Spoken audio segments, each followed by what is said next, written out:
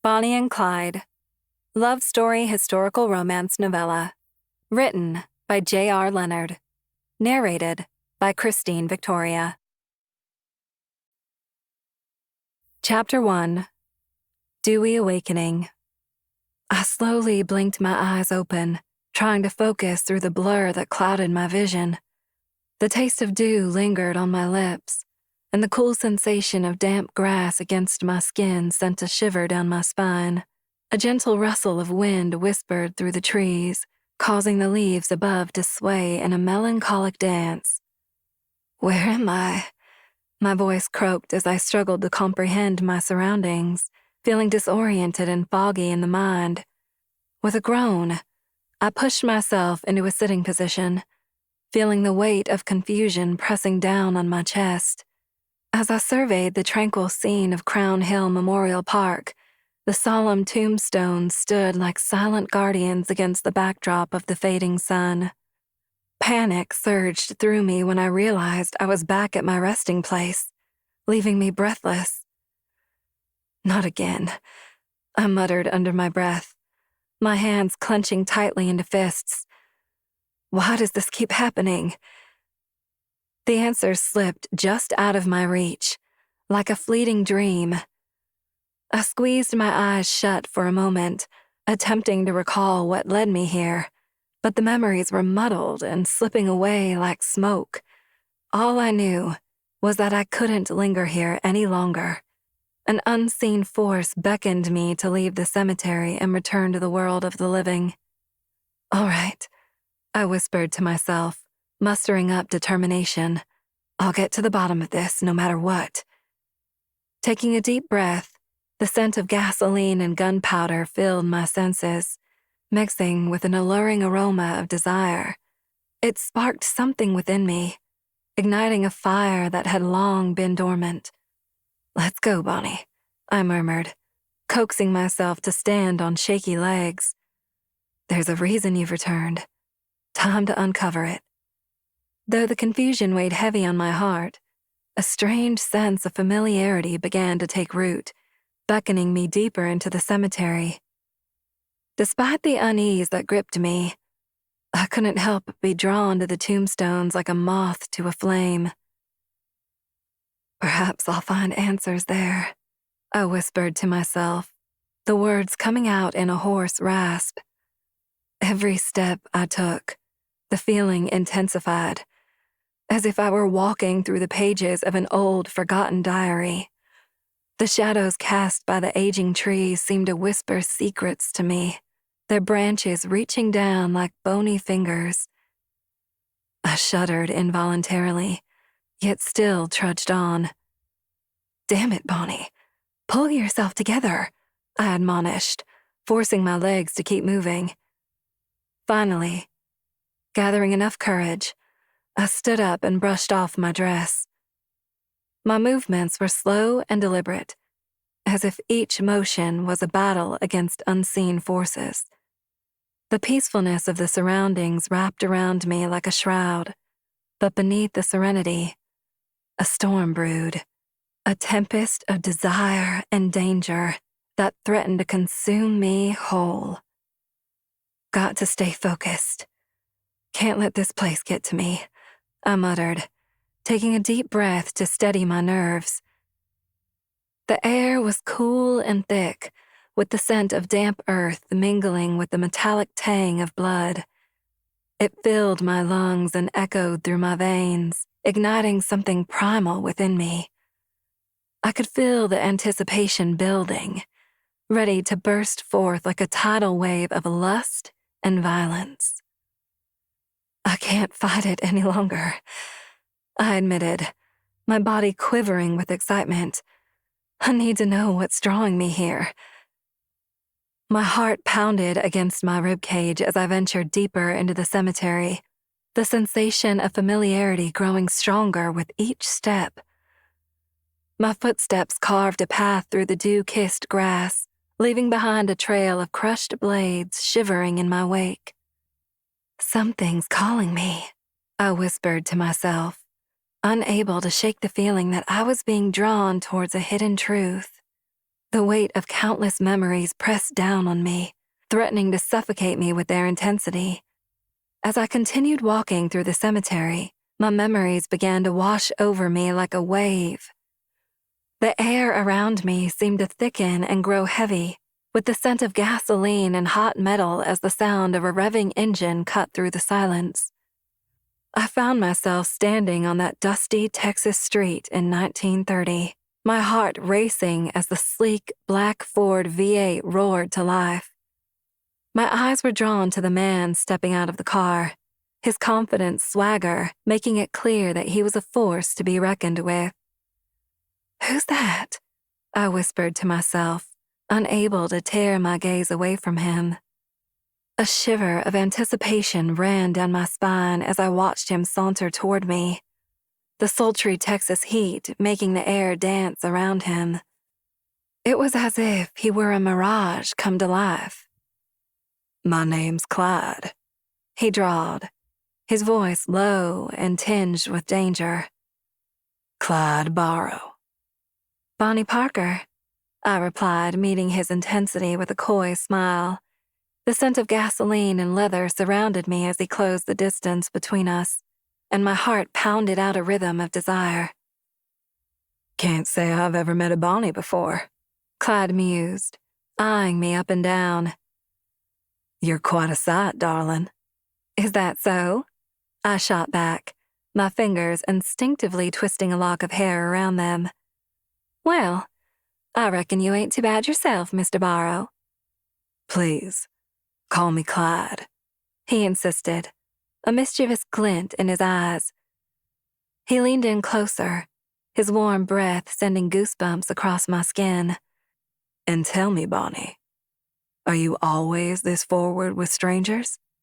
"Only the ones that catch my interest," I admitted, feeling my cheeks flush under the weight of his gaze. I tilted my head and let my eyes drift over him, taking in every detail.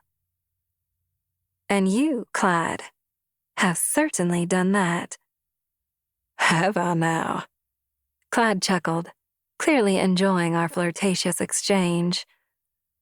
"Well, I must admit, you've managed to pique my curiosity as well." "Curiosity can be a dangerous thing," I warned him, my voice dropping to a sultry whisper. "Ah, but danger's always been my favorite game," he countered, his lips brushing against my earlobe as he spoke. My breath caught in my throat at the intimate contact, and I felt an electric thrill course through my veins. "Then I suppose we'll get along just fine," I murmured, allowing myself to lean into his touch. Our eyes locked once more, the heat between us growing stronger with each passing moment. "Something tells me you're right," Clyde conceded, a wicked grin playing on his lips. "So tell me, Bonnie, are you ready to embrace the danger?" "Lead the way, Clyde," I replied, my voice steady despite the pounding in my chest. With a shared look of understanding, we broke away from our intimate moment. Clyde, maintaining his confident demeanor, stood up and offered me his hand. I took it, allowing him to guide me through the bustling crowd and out into the sunlit park, where the world seemed a little less chaotic. Our fingers still intertwined, Clyde led me to a nearby bench beneath the sprawling oak tree. The sweltering Texas sun cast dappled shadows across our faces as we sat down, the world around us momentarily forgotten. "Bonnie," Clyde began, his voice low and magnetic. "I've heard you have a way with words, that you're quite the poet." His gaze was fixed on me, curiosity dancing in his eyes. "Whoever told you that wasn't wrong?" I replied, my smile tinged with a hint of pride. Pulling a small notebook from my purse, I flipped through the pages until I found the poem I wanted to share. With a deep breath, I began reciting. "Outlaws run wild and free, their hearts filled with fire, never tamed by society's decree, boundless desire." As the last words left my lips, I looked up at Clyde, his eyes filled with admiration and intrigue. He seemed entranced by the verse, and I could see him processing each word, taking it all in. "Bonnie," he murmured, clearly impressed. "Your poetry, it speaks to something deep within me. It's like you've captured the very essence of what it means to be an outlaw." Maybe I have, I admitted, feeling a swell of pride at his praise. But I can't help but wonder what kind of experiences have led you down this dangerous path. Clyde leaned back against the bench, a devilish grin spreading across his face. "Well now, that's quite a story," he said, his eyes gleaming with excitement. "You see, Bonnie, ever since I was young, I've had a taste for danger. Rules and regulations just never suited me." As he regaled me with the tales of his daring escapades, brushes with the law and narrow escapes, I found myself drawn further into his world, my heart racing with every thrilling detail. The fire in his eyes and the passion in his voice ignited something within me, a wild, untamed hunger for adventure that I had never experienced before. "Tell me more," I whispered, my breath heavy with anticipation. "I want to understand what it's like to live like you, without fear or restraint."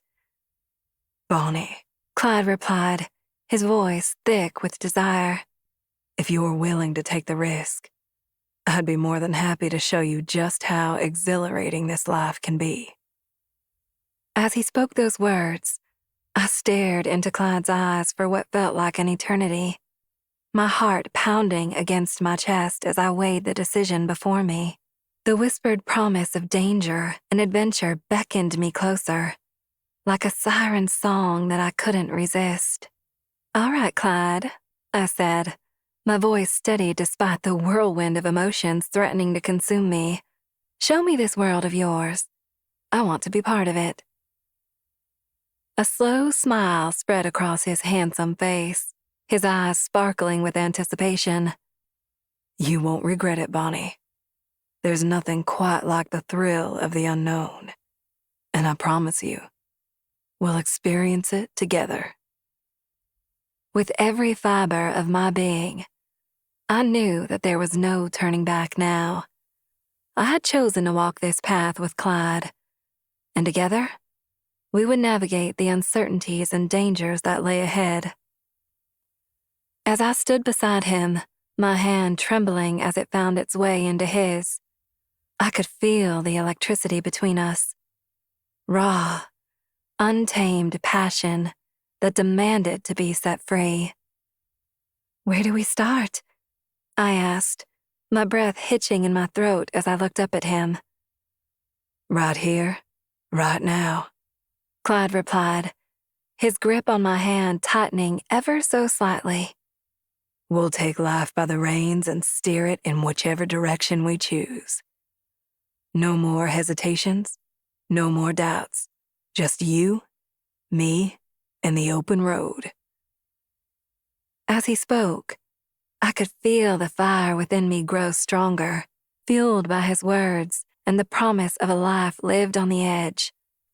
Our partnership was only just beginning, but already I could sense that together, we would be unstoppable, a force to be reckoned with, held together by our shared love for adventure and desire for something more. "Let's go, Clyde," I whispered, my heart swelling with excitement as I took the first steps into our new world. "I'm ready to face whatever lies ahead, as long as we're together." "Bonnie," he breathed, his eyes locked on mine as we stepped into the unknown. "you and I are going to set this world ablaze." And in that moment, as the sun dipped below the horizon and the first stars began to appear, there was no doubt in my mind that Clyde was right. Our journey had only just begun, and already it was destined to be legendary. In the days that followed, we prepared meticulously for our first heist. We studied maps, planned escape routes, and practiced until our movements were synchronized. The world was oblivious to the storm we were about to unleash. The hot Texas wind whistled through my hair as we approached the small, unsuspecting bank. My heart raced with anticipation, a mix of nerves and excitement coursing through my veins. Clyde's grip on the steering wheel was firm and steady, his eyes narrowed in determination. I glanced over at him, admiring the way he exuded confidence in the face of danger. "Ready, Bonnie?" he asked, flashing me a wicked grin that sent shivers down my spine. "Ready as I'll ever be," I replied, taking a deep breath to steady myself as we parked the sleek black Ford V8 behind the bank, away from prying eyes. As we exited the car, Clyde handed me a small revolver, its weight surprisingly heavy in my hand. He looked into my eyes, and I could see the trust he placed in me, trust I intended to honor with every fiber of my being. "Stay close," he instructed, his voice barely above a whisper, but filled with authority. "And remember, we do this together." I nodded, swallowing hard as we made our way to the back entrance of the bank. The door creaked open, revealing the dimly lit interior. My heart pounded in my chest, threatening to burst free as we crept inside, unnoticed by the few patrons conducting their business. "Hands up!" Clyde shouted, brandishing his own weapon as he stepped forward. A hush fell over the room. And then, chaos erupted. People screamed and dove for cover, but not a single soul dared challenge us. Working seamlessly together, Clyde kept watch over the trembling crowd, while I emptied the cash drawers at the teller stations, my fingers shaking with adrenaline, but never faltering. As I scooped the last of the money into a worn leather bag, I couldn't help but feel a strange sense of exhilaration. We were dangerous, powerful, and in control, and it was intoxicating. "Time to go," Clyde whispered, his eyes never leaving the petrified faces of those we held captive. I nodded, my breath coming in shallow gasps as we backed out the door, our weapons still trained on the room. Once outside, we sprinted to the car, the hot wind whipping around us as we made our escape. As we sped off into the dusty Texas landscape, I could hear the distant wail of sirens behind us. But they were too late. We'd done it. Bonnie and Clyde had successfully pulled off their first heist together, and it wouldn't be the last. As the days turned into weeks and weeks into months, Clyde and I became an unstoppable force. We navigated life on the run together, evading capture time and time again through a combination of cunning, skill, and unwavering trust in each other. With each narrow escape, our bond grew stronger, until it felt as if nothing could ever tear us apart. At night, when we lay entwined beneath the vast star-studded sky, I reveled in the warmth of Clyde's body pressed against mine, our mingled breaths, the only sound breaking the silence.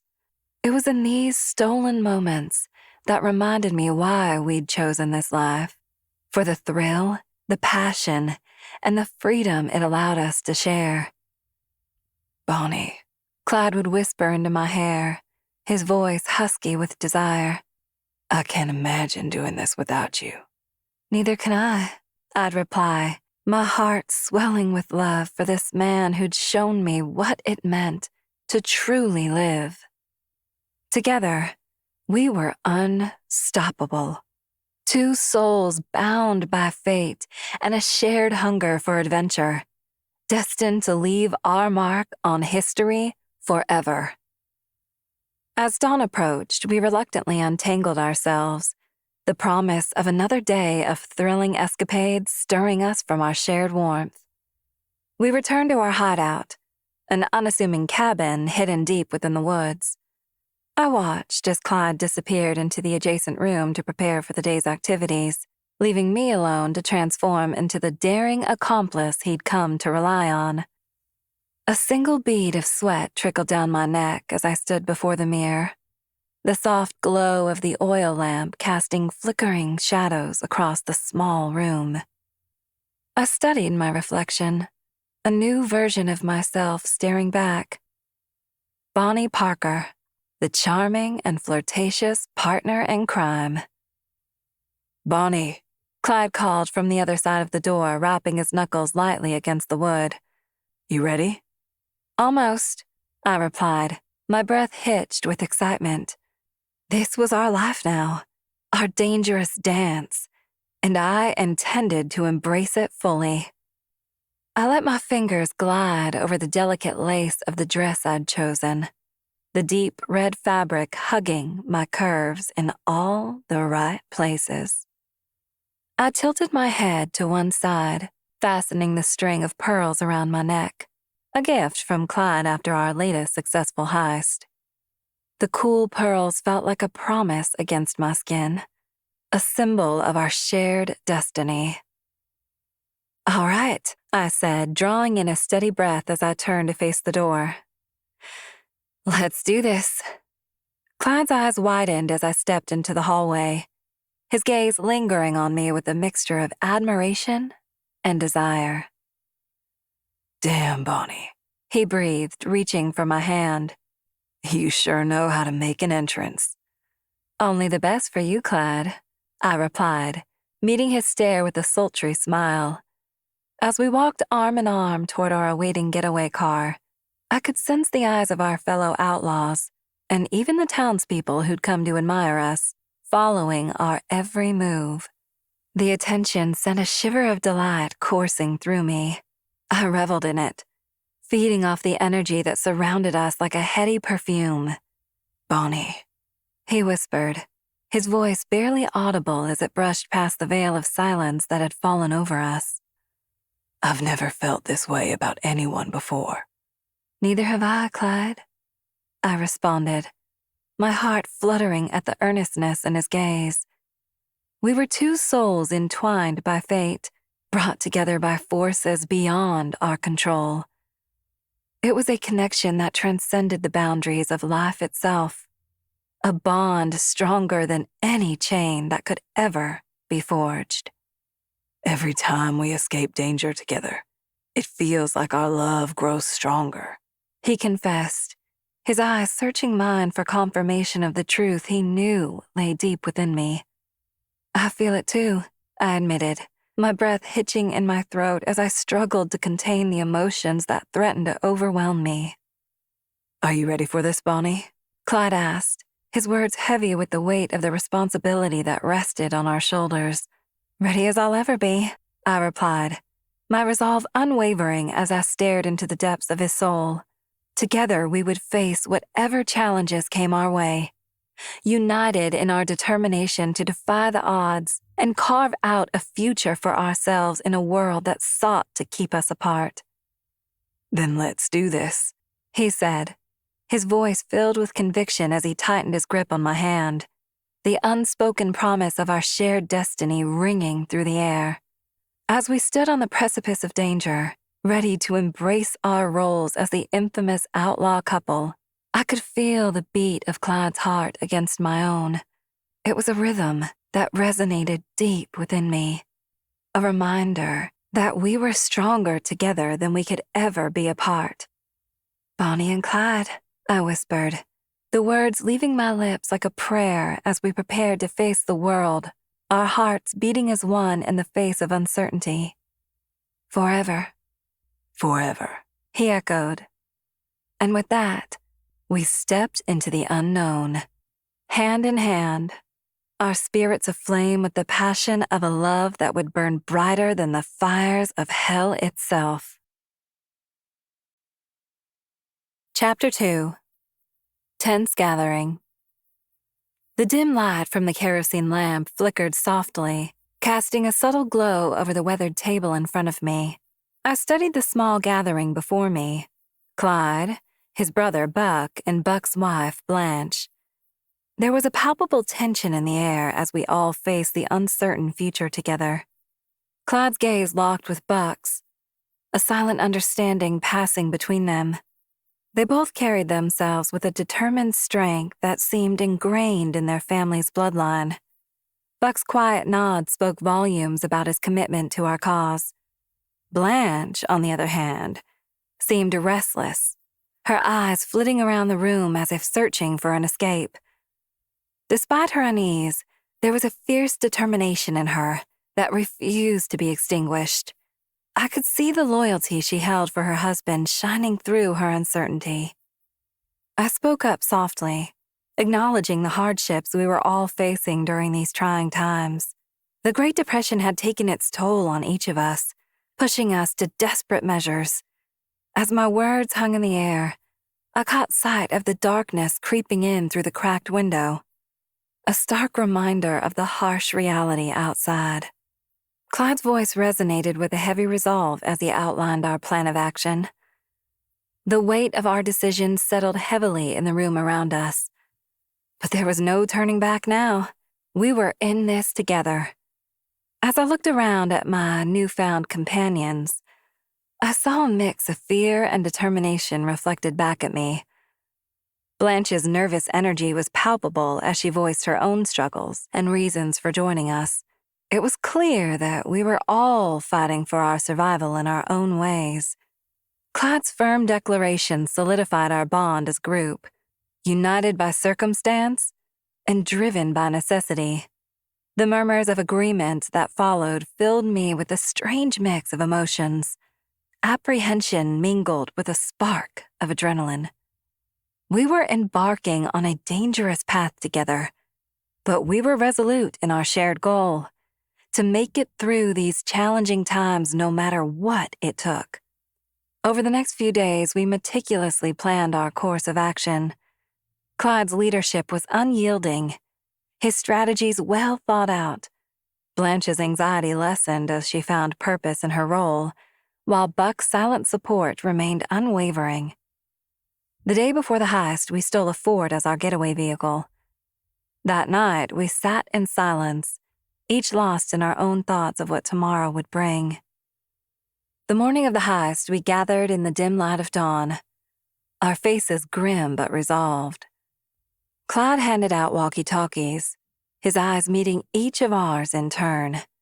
The air hung heavy with anticipation as I crouched behind the wheel of our stolen Ford, my heart racing in time with the ticking clock. Clyde had given me one job: to wait until exactly 10:07 a.m. and then drive like hell. Bonnie, you ready? Clyde's voice crackled over the walkie-talkie. A hushed whisper fell over the urgency. My hands gripped tighter around the steering wheel as I nodded, knowing he couldn't see me, but feeling the need to acknowledge him anyway. Ready, I breathed into the device, my eyes fixated on the bank's entrance where Clyde, Buck, and Blanche were stealthily making their way inside. The tension was palpable, every nerve in my body screaming for action. But I had to wait. As the seconds ticked by, I could feel the adrenaline surging through me, each beat of my heart echoing louder and louder in my ears. My mind wandered to what was happening inside the bank. The fear in the teller's eyes, the gasps from customers caught in the wrong place at the wrong time, the chaos that we'd created, all in the name of survival. When the clock finally struck 10:07, I didn't hesitate. Slamming my foot on the accelerator, the car roared to life, tires screeching against the pavement as we tore towards the bank. The doors burst open, and Clyde, Buck, and Blanche came sprinting out, bags of money clutched tightly in their hands. Go, go, go! Clyde yelled, his voice barely audible above the cacophony of sirens closing in. In a heartbeat, they piled into the car and we were off, the wind whipping through the open windows as we sped away from the scene of our crime. Damn, Bonnie, you really know how to drive, Buck laughed, the thrill of the chase coursing through his veins. "Didn't I tell you she was the best getaway driver around?" Clyde replied, his eyes gleaming with pride as he looked over at me. I couldn't help but smile, the exhilaration of the moment washing away any lingering doubts. Back at our hideout, we gathered around the table, the spoils of our victories spread out before us. The smell of gunpowder and sweat still clung to our clothes, a reminder of the danger we'd faced together. Our hands shook with excitement as we divided the money, each crisp bill a symbol of our determination to survive in a world that had turned its back on us. "Here's to the barrel gang," Blanche whispered, her voice tinged with awe as she raised a glass of cheap whiskey and toast. "May we always be one step ahead of the law." We drank deeply, the warmth of the liquid searing our throats and filling our bellies with courage. In that moment, we were more than just outlaws. We were family, bound together by loyalty and a fierce desire to protect one another at all costs. As the night wore on, the air grew thick with tension and unspoken desires. I glanced across the room at Clyde, my heart swelling with love for this man who had become my partner in crime and in life. His gaze met mine, and I knew that no matter how many banks we robbed or how many times we outran the law, our passion for one another would remain unbreakable. Over the following weeks, we honed our skills and tightened our bond. The thrill of the chase became our lifeblood. Every successful heist, another notch in our belts. As the days turned to nights and back again, we found ourselves on the outskirts of Oklahoma, a small grocery store in our sights. The heat was oppressive, but it did nothing to dampen our spirits or slow our resolve.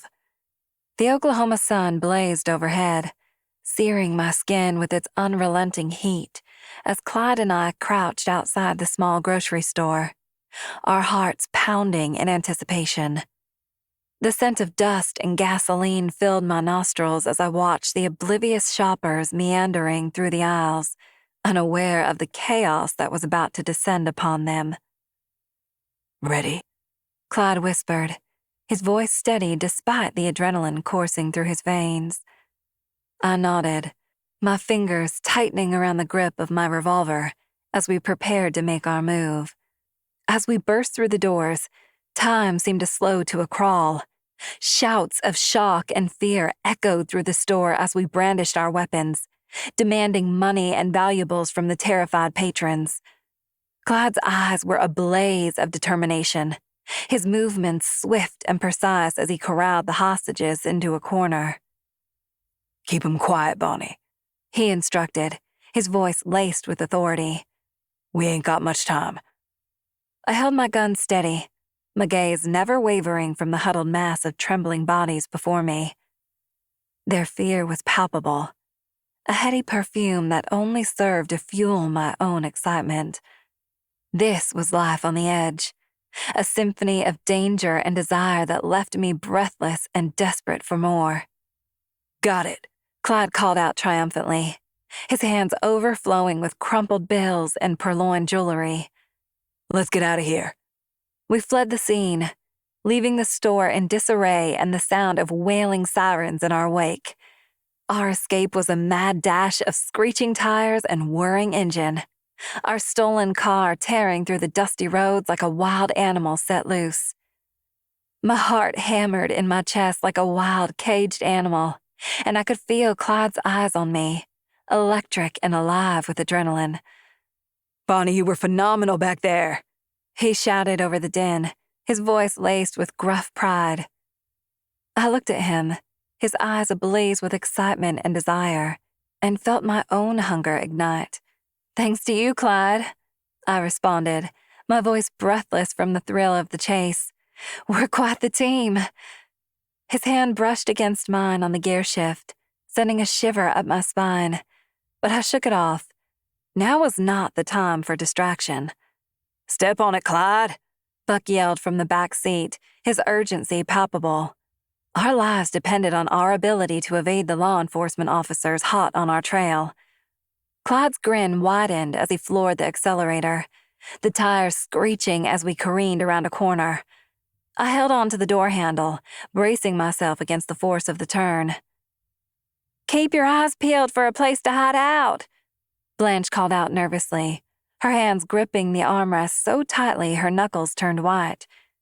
She glanced out the window, searching for an escape route.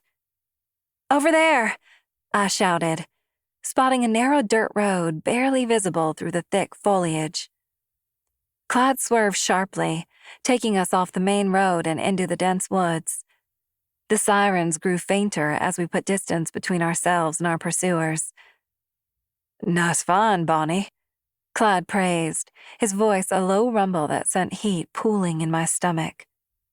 He slowed the car down, letting it coast silently as we ventured deeper into the forest. "Looks like we lost him," Buck said with a sigh of relief, slumping against the seat. "But we can't stay on the run forever." "Agreed," I murmured, my gaze locked with Clyde's as an unspoken understanding passed between us. We needed a place to regroup, to plan our next move, and we needed it now. "Up ahead!" Blanche suddenly shouted, pointing to a secluded cabin that had appeared through the trees.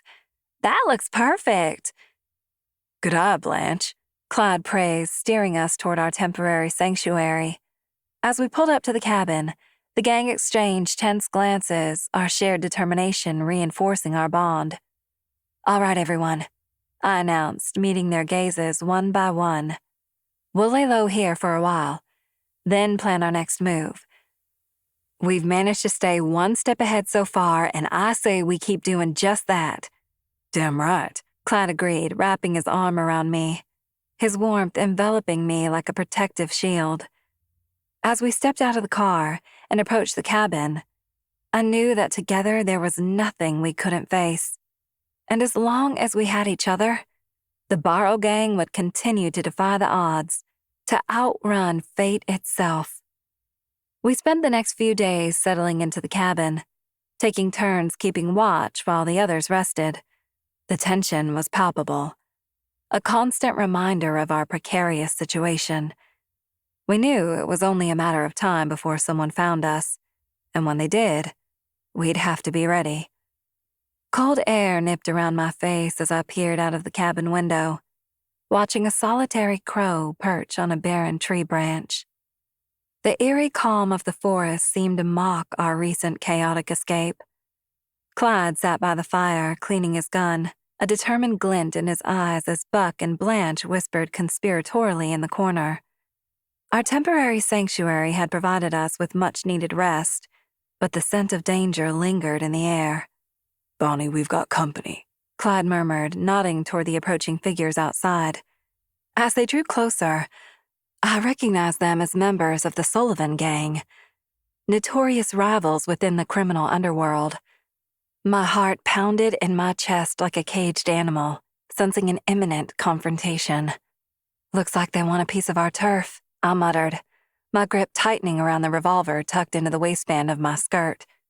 "Over my dead body," Clyde growled, rising from his chair. Buck and Blanche followed suit, their faces hardened with resolve.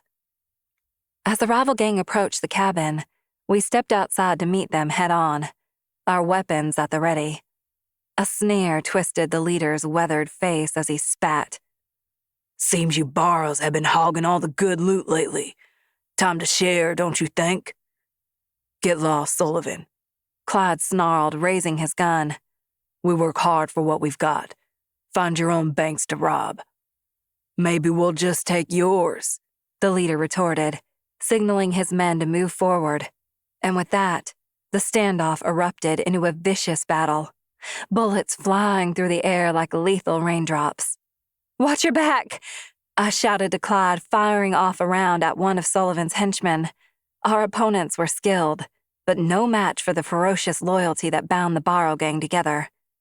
"Bonnie, get down!" Clyde yelled, pushing me behind a tree as bullets whizzed by. Our breaths mingled in cold air. our hearts racing in sync. "Stay close," I whispered, my eyes locked with his. He nodded, and we charged back into the fray. As the gunfight raged on, I couldn't help but wonder how much longer we could keep up this dangerous dance. It was then that I noticed a figure watching us from afar. Marshal Henry D. Humphrey, the lawman who had been doggedly pursuing us for months. "Looks like we've got bigger problems," I murmured to Clyde, nodding toward the marshal. A flicker of worry crossed his face before he steeled himself, determination shining in his eyes. "Let's finish this," he said, squeezing my hand briefly before we rejoined the battle. As we fought alongside Buck and Blanche, driven by the knowledge that Marshal Humphrey was waiting in the wings, I knew that our shared love and loyalty would be our greatest weapon in the face of any foe, rival gang or relentless lawman. The last of Sullivan's gang fell, and we quickly gathered our loot, leaving the bodies as a grim testament to our resolve. Clyde and I shared a glance, a silent agreement passing between us. It was time to go. As we turned to leave, I cast one last look at Marshal Humphrey, his expression a mix of frustration and grudging respect. The scent of gunpowder still hung in the air as Clyde and I sprinted toward our waiting car, hearts pounding with adrenaline. The roar of the engine drowned out the distant sirens as we sped away from the chaotic scene. The reality of our narrow escape began to settle in. "Damn, Bonnie," Clyde panted, his eyes glued to the rearview mirror as he expertly navigated the winding roads. "We really cut it close that time." "Too close," I agreed, my chest heaving as I struggled to catch my breath. My fingertips tingled with residual excitement, and I couldn't help but smile at the thought of Marshal Humphrey's frustrated expression as we eluded him once again. "Where are we headed?" I asked, watching the landscape blur past the window. "Got a cabin in mind," Clyde replied, his voice low and serious. "Somewhere we can stay low for a while." As we drove deeper into the countryside, the isolation of our surroundings only heightened the intensity of our connection. With each passing mile, the unspoken tension between us grew, fueled by adrenaline and the fierce love that brought us together through every reckless endeavor. Finally, we arrived at the secluded cabin, hidden amidst the dense trees. Its rustic exterior promised safety and anonymity, a haven for us to regroup and plan our next move. The moment we stepped inside, I felt the weight of our recent escape dissipate, replaced by a charged anticipation of what was to come. "Looks like we've got some time to ourselves," Clyde said, his eyes darkening with desire as he pulled me close. "Might as well make the most of it." "Agreed," I whispered, my lips brushing against his as we surrendered to the passion that had been simmering beneath the surface of our harrowing flight. Later, as we lay tangled in each other's arms, our bodies slick with sweat and satisfaction, Clyde let out a contented sigh. "Bonnie," he murmured, his fingers tracing lazy circles on my skin. "what do you think about hitting a bank next? Somewhere small, less heat." I considered his proposal, my mind already racing with ideas. "Sounds like a plan," I replied, sitting up and reaching for the bag of stolen money that lay nearby. "Let's see what we've got to work with." We spent the next few hours counting our spoils and plotting our next heist, each moment of careful planning, punctuated by lingering touches and heated glances. As we mapped out every detail, from our disguises to our escape route, I couldn't help but wonder if we were tempting fate with our boldness. "Hey," Clyde said softly, sensing my unease. "We'll be all right, Bonnie. We always have been." "Promise?" I asked, searching his eyes for reassurance. "Promise," he replied, sealing his vow with a tender kiss that reignited the fire within me. As night fell around us, the cabin became our fortress, a sanctuary where fear and doubt had no place. And in the arms of the man I loved, I found the strength to face whatever challenges awaited us beyond these walls. Together, We would conquer the world or die trying. As dawn approached, we finally put away the maps and money, our eyes heavy with fatigue. Clyde went out to fetch us some breakfast, leaving me alone in the cabin. I relished the quiet, my mind still buzzing from our late-night planning session. It was during this brief solitude that Clyde returned, not alone, but with a stranger in tow. The morning sun cast long, ominous shadows across the cabin floor as I sat by the window, my thoughts swirling like the steam rising from my coffee. We'd spent the night planning our next heist, but I still couldn't shake the feeling that we were playing with fire. As much as I tried to focus on the task at hand, my mind kept drifting back to the tender moments Clyde and I had shared just hours before. Bonnie, meet Eddie, Clyde said, interrupting my reverie as he led a tall, lanky man into the room. He's gonna be our new safecracker. Nice to meet you, Bonnie, Eddie said, extending a rough, calloused hand. His eyes were dark and calculating, yet his smile was warm and genuine. I've heard a lot about you. Yeah? I replied warily, shaking his hand. All good things, I hope. Of course, he assured me, settling into a chair across from mine.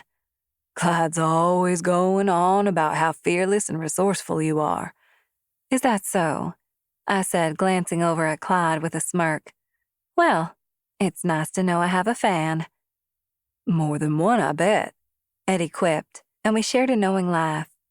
All right, enough chit-chat, Clyde interrupted, his tone all business. We've got a bank to rob. As we gathered around the table, I couldn't help but notice the changes in our dynamic. With Eddie's expertise, our plans became more intricate, our strategies more daring, and despite the risks involved, I found myself excited by the prospect of this new challenge. Time to get to work, Clyde announced, and we donned our disguises, ready to face whatever trials lay ahead. The small-town bank was quiet when we arrived, the air thick with tension and anticipation. My heart raced as we entered, each step echoing through the silent room like a gunshot. Everybody down, Clyde barked, brandishing his weapon as Eddie and I took our positions. The few customers inside cowered in fear, their eyes wide and pleading. Please don't hurt us, a trembling woman sobbed, clutching her child close. Keep quiet, no one gets hurt, I hissed, my voice cold and unyielding. But inside, my stomach twisted into knots at the sight of their terror. In the corner, Eddie set to work on the safe, his fingers flying over the combination lock with practiced precision. I couldn't help but admire his skill, even as I wondered what it was that had driven him to this life of crime. Almost there, he whispered, sweat beading on his brow. Just got it. Let's go, Clyde ordered, shoving wads of cash into a bag. As we made our escape, I glanced back at the bank, haunted by the faces of those we'd left behind. Great job, everybody, Eddie congratulated us once we were safely hidden away in our getaway car. That was smooth as silk. Thanks to you, I replied, forcing a smile. Welcome to the gang. Here's to many more successful heists together, Eddie said, raising an imaginary toast. Cheers, I murmured, my thoughts weighed down by the knowledge that success came at a terrible price. After the adrenaline of the heist faded, we found ourselves on the open road, the Texas landscape stretching out before us. As we drove, I could feel a shift in the air. The thrill of success was tainted by a growing unease, a sense that we were pushing our luck too far. By the time we pulled over to plan our next move, the sun was setting, painting the sky with ominous hues of red. We stood around the hood of our stolen car, a makeshift table for the map we were studying intently. Next target's a small bank in Louisiana, Clyde announced, tracing a finger along a winding road that led us to our destination. We hit it at dawn, just like last time. Wait a minute, Buck interjected. crossing his arms over his chest and leveling a challenging gaze at his brother. I think we should lay low for a while. This new guy, Eddie, he's good, but he's also an unknown factor. We've had a string of successful jobs, so why not give things a chance to cool down? Because we don't have time for that. Clyde shot back, his voice laced with irritation. Every day we waste is another day closer to getting caught by the law. You know Marshall Humphrey's been breathing down our necks. My heart clenched at the mention of the relentless lawman who'd been pursuing us for months. He was getting closer, and I could feel the noose tightening around our necks. Marshall Humphrey or not, we need to be smart about this, Buck insisted, unwilling to back down. You're letting your ambition blind you, Clyde. Enough, Clyde roared, slamming his fist onto the car hood, making me jump. The tension between the two brothers was palpable, like a storm brewing in the air. Bonnie, what do you think? Buck asked, turning to me for support. I hesitated, torn between loyalty to Clyde and the rationality of Buck's argument. Finally, I spoke up. We can't outrun the law forever, Clyde. Maybe Buck's right. Maybe we need to be more cautious. Clyde's expression darkened, but before he could respond, the distant sound of an engine cut through the air. We all froze, our eyes darting toward the direction of the approaching vehicle.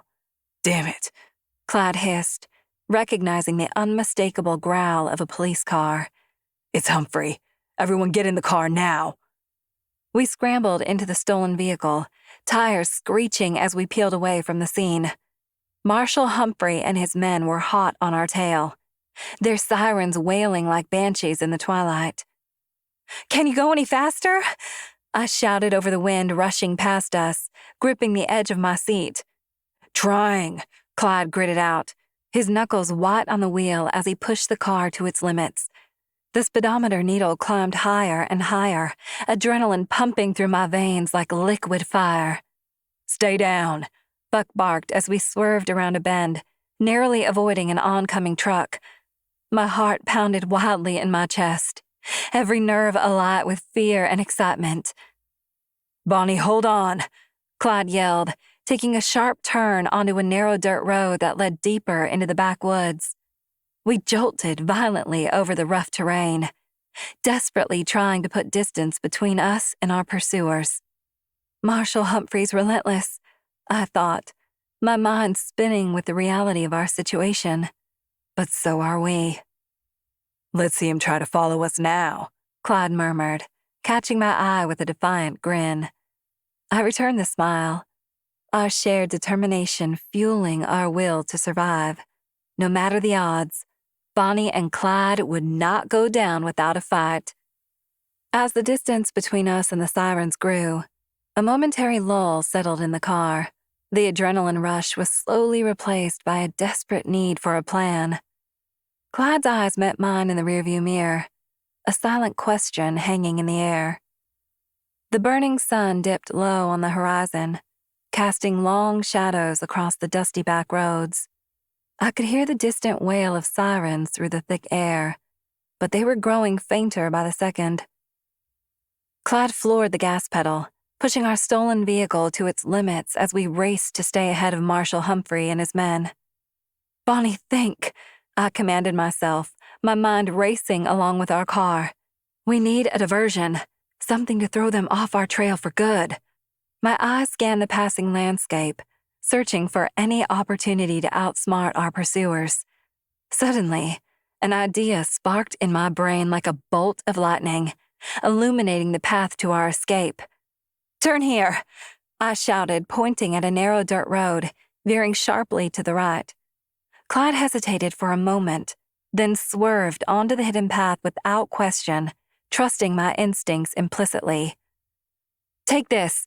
I tossed a stolen bottle of moonshine from our last heist to Clyde, who caught it deftly with one hand. "When I say so, toss it out the window and I'll shoot it. The explosion should give us enough cover to disappear into the woods."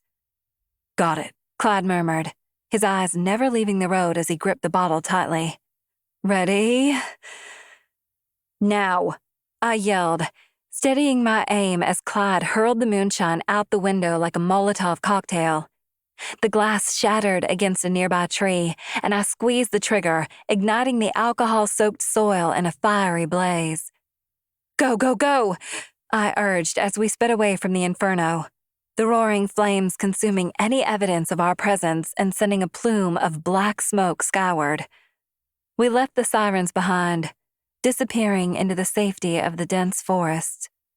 "Nice thinking, Bonnie," Clyde said, his voice low and husky with admiration.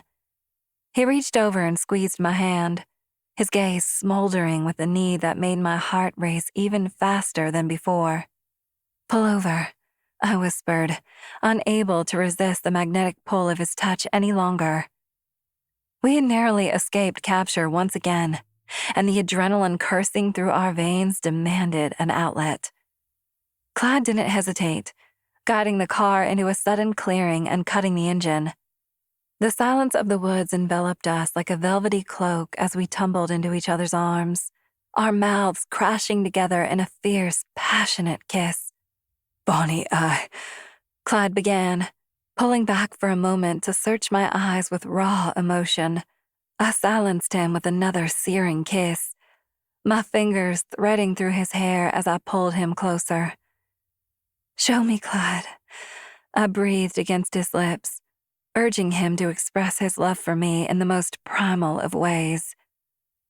In the heat of our passion, I felt the weight of our crimes and the shadow of death that followed us both momentarily lift, replaced by the undeniable bond that bound our hearts and souls together as one.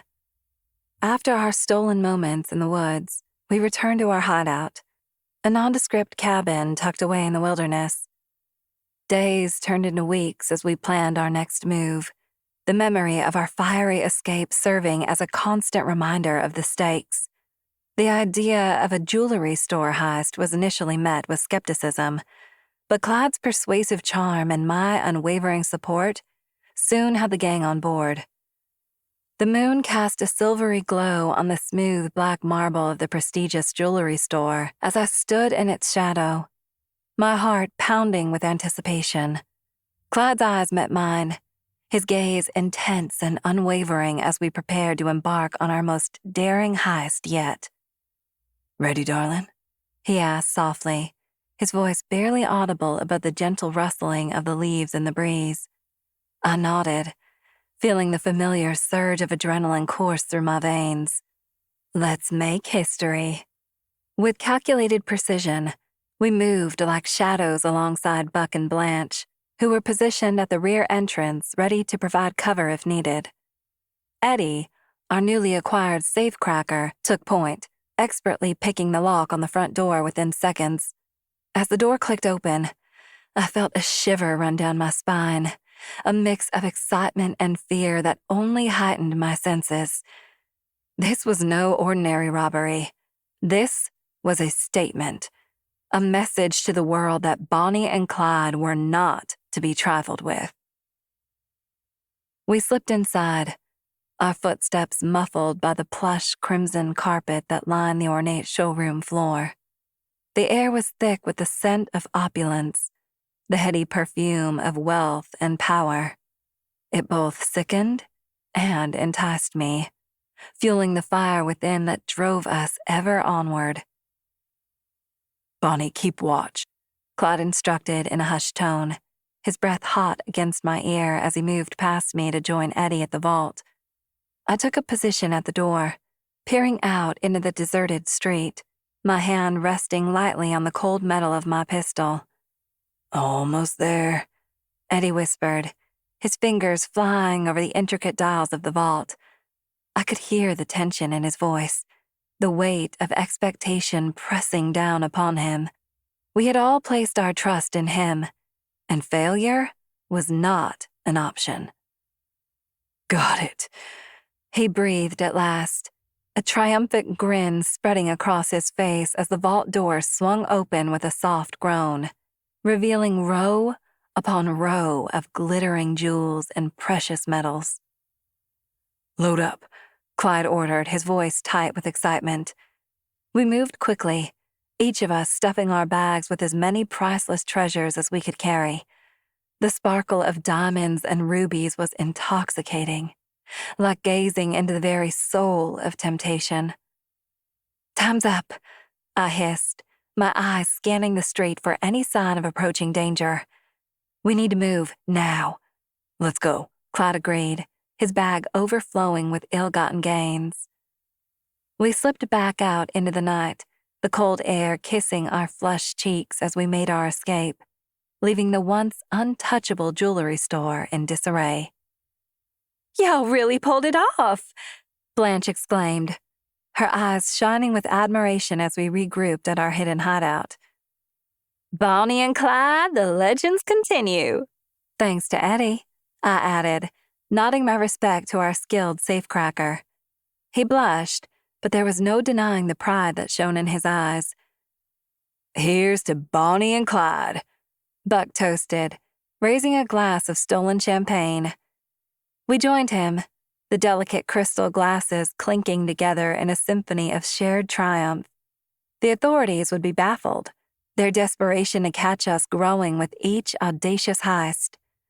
But we were Bonnie and Clyde, and the thrill of the chase only served to strengthen our bond and fuel our passion for one another.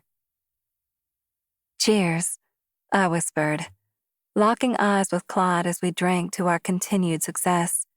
And though the shadow of fate loomed ever near, for now, we reveled in the dangerous allure of our criminal love affair. As the weeks turned into months, our thrill of the chase began to wane, replaced by a gnawing guilt that grew with every heist. Our hideout, once a sanctuary of shared triumphs, now felt like a prison of our own making. The stolen jewels lost their sparkle, their allure tainted by the pain we'd caused. One night, under the cover of darkness and away from prying eyes, we found ourselves seeking solace in nature's embrace. The wind whispered through the trees, a mournful melody that echoed my turbulent thoughts as I perched on a fallen log beside Clyde. The sun had set hours ago, and the world around us was plunged into darkness. The only light came from the flickering flames of the campfire, casting eerie shadows across our faces. "Bonnie," Clyde murmured, his voice barely audible above the crackling of the fire. "We've done some terrible things." "Yeah," I sighed, my gaze fixed on the dancing flames as I tried to avoid looking at the man I loved. "I know." "Sometimes I wonder if it's worth it," he confessed, his eyes meeting mine as he sought understanding in their depths. "All the lives we've taken, the pain we've caused." "Me too," I admitted, feeling a tear slip down my cheek as the weight of our actions bore down on me. "But I can't imagine life without you, Clyde." "Neither can I, darling." He reached out to me, his hand warm and strong as it enveloped mine. "We're in this together. Until the end." "Until the end," I echoed, my heart racing with love for him, even as it broke for the people we'd hurt. "Bonnie," Clyde said, his voice heavy with emotion. "I'm sorry. I never wanted to drag you into this life. I was just desperate. We both were." "Desperation makes us do terrible things," I whispered, remembering the desperation of the Great Depression, the gnawing hunger, the hopelessness, the fear that drove us to crime. But we've survived because of each other. "Survived, yes," he agreed, his eyes filled with a haunted sorrow. "But at what cost?" "Maybe one day," my voice trailed off as I searched for the right words, a glimmer of hope in the darkness. "Maybe one day we'll find peace." "Maybe," Clyde murmured, his arms encircling me as he pulled me close. For a brief moment, we clung to each other, seeking solace amidst the storm that raged around us. But the past was always with us, an ever-present shadow that haunted our every step. And as we rose from our makeshift camp and disappeared into the night, the world continued to bear witness to our story. Bonnie and Clyde, outlaws on the run, their notoriety growing with each crime they committed. And so, with heavy hearts and aching souls, we forged onward, the final act of our thrilling and tragic tale looming ever closer. Chapter 3. Candlelit Promise. As the flame of the lone candle flickered, I could see the shadows it cast upon our faces, each one reflecting the turmoil and doubts we were both struggling with. But as I met Clyde's gaze, a fierce determination shone in his eyes, matching the unwavering devotion in mine. We had each other's back, no matter what. Bonnie, He whispered, his voice low and husky. you know there's no turning back once we start this. I nodded, swallowing hard, my heart pounding in my chest. I know, Clyde, but as long as I'm with you, I'm ready for anything. Our hands intertwined, the roughness of his skin against mine sending shivers up my spine. We were bound by love, loyalty, and the unquenchable desire to defy the odds. It was more than just an escape plan. It was the beginning of our legacy. As we huddled in the dimly lit room, a distant sound sent a chill down my spine. The echo of prison guards' footsteps grew louder and closer with each passing second. Their heavy boots thudded against the cold, unforgiving concrete. Clyde squeezed my hand tighter, his eyes narrowing as he listened intently. He had always been perceptive, his instincts sharpened through years spent living on the edge. Stay close, He murmured, his breath warm against my ear. and remember, we need to be quick and quiet. I nodded, my pulse racing as the adrenaline coursed through my veins.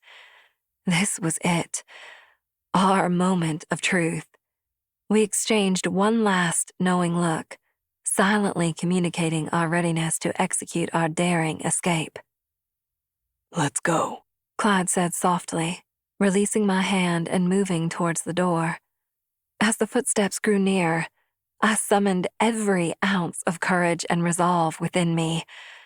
Tonight, we will make history. Clyde's eyes darted to a corner of the room where our disguises lay, carefully prepared and hidden in an old wooden crate. Swiftly, we moved towards it, our hearts pounding in unison. With a shared glance of unspoken determination, Clyde and I began our transformation. Our hands moved with swift precision as we donned the disguises that would make us indistinguishable from the very people who sought to keep us imprisoned.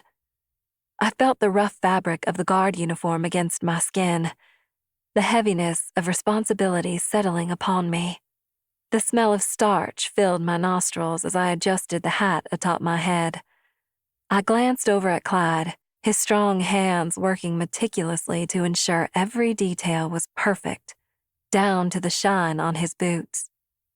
Bonnie, He whispered, his voice barely audible, yet laden with intensity. remember, stay close and act natural.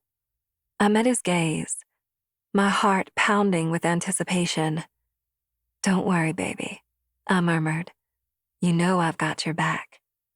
As if on cue, the door creaked open, revealing the dimly lit corridor beyond.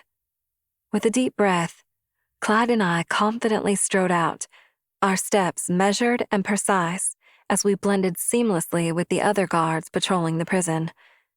Evening, fellas. Clyde greeted a pair of passing guards, his voice steady, betraying none of the fear that coursed through my veins.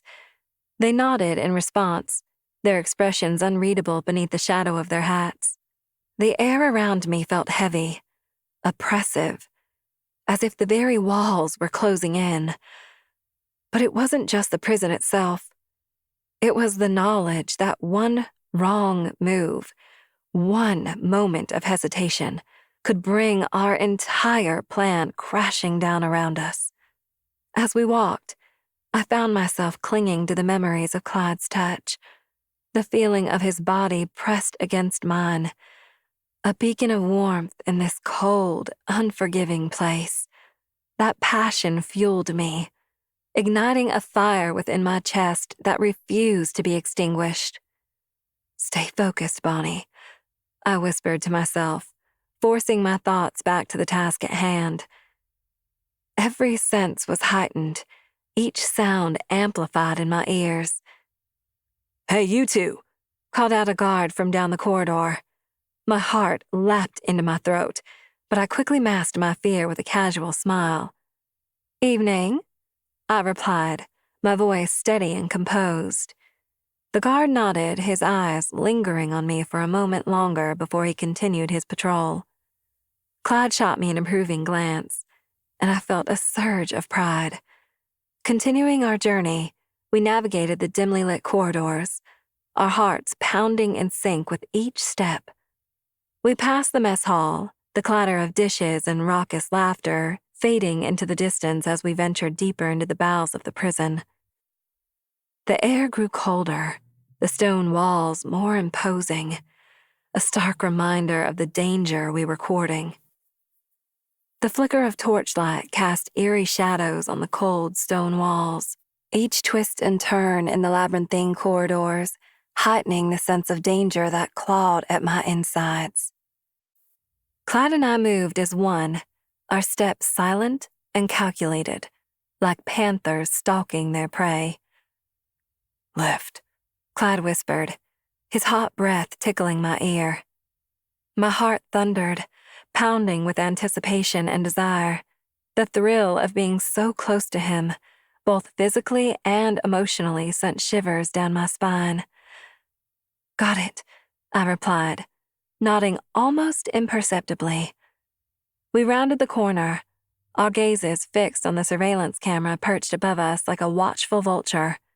The air was thick with tension, and I could practically taste the fear that hung in the atmosphere like a heavy fog. "Down," Clyde murmured, and we ducked into an alcove just as the camera swiveled in our direction. Pressed against the wall, I felt the coldness of the stone seep through my uniform, chilling me to the bone, but it was overshadowed by the heat emanating from Clyde's body, a reminder of the passion that had consumed us just hours earlier. "Think we've been spotted?" I asked, my voice barely audible. "Doesn't look like it," he answered, his tone confident yet cautious. "We need to keep moving." Our movements were fluid and precise, honed by years of experience as outlaws. We slipped from shadow to shadow, melding with the darkness like ghosts, our very existence a secret shared only by the two of us. "Remember, Bonnie," Clyde said softly, his eyes burning into mine. "Stay focused and stay close. We're in this together until the end." "Until the end," I echoed, feeling a surge of determination. We were Bonnie and Clyde, feared and desired, unstoppable in our love and our pursuit of freedom, and we would not be defeated. Not by the walls of this prison, nor by the watchful eyes that sought to ensnare us. With a shared nod, we stepped back into the corridor, ready to face whatever challenges awaited us.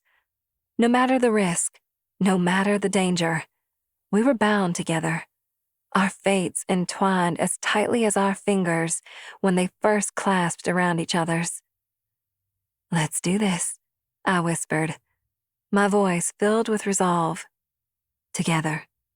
"Always," Clyde answered, and we continued our perilous journey through the darkness, our hearts beating in sync with the rhythm of our steps. Navigating the labyrinthine corridors, we finally reached our destination. the cell block housing the prisoners we intended to free. We paused momentarily, exchanging a glance that spoke volumes. This was it, the point of no return. The stakes were high, but fear was not an option. With a deep breath, we approached the cell door, our hearts pounding in sync with the deafening silence of the prison.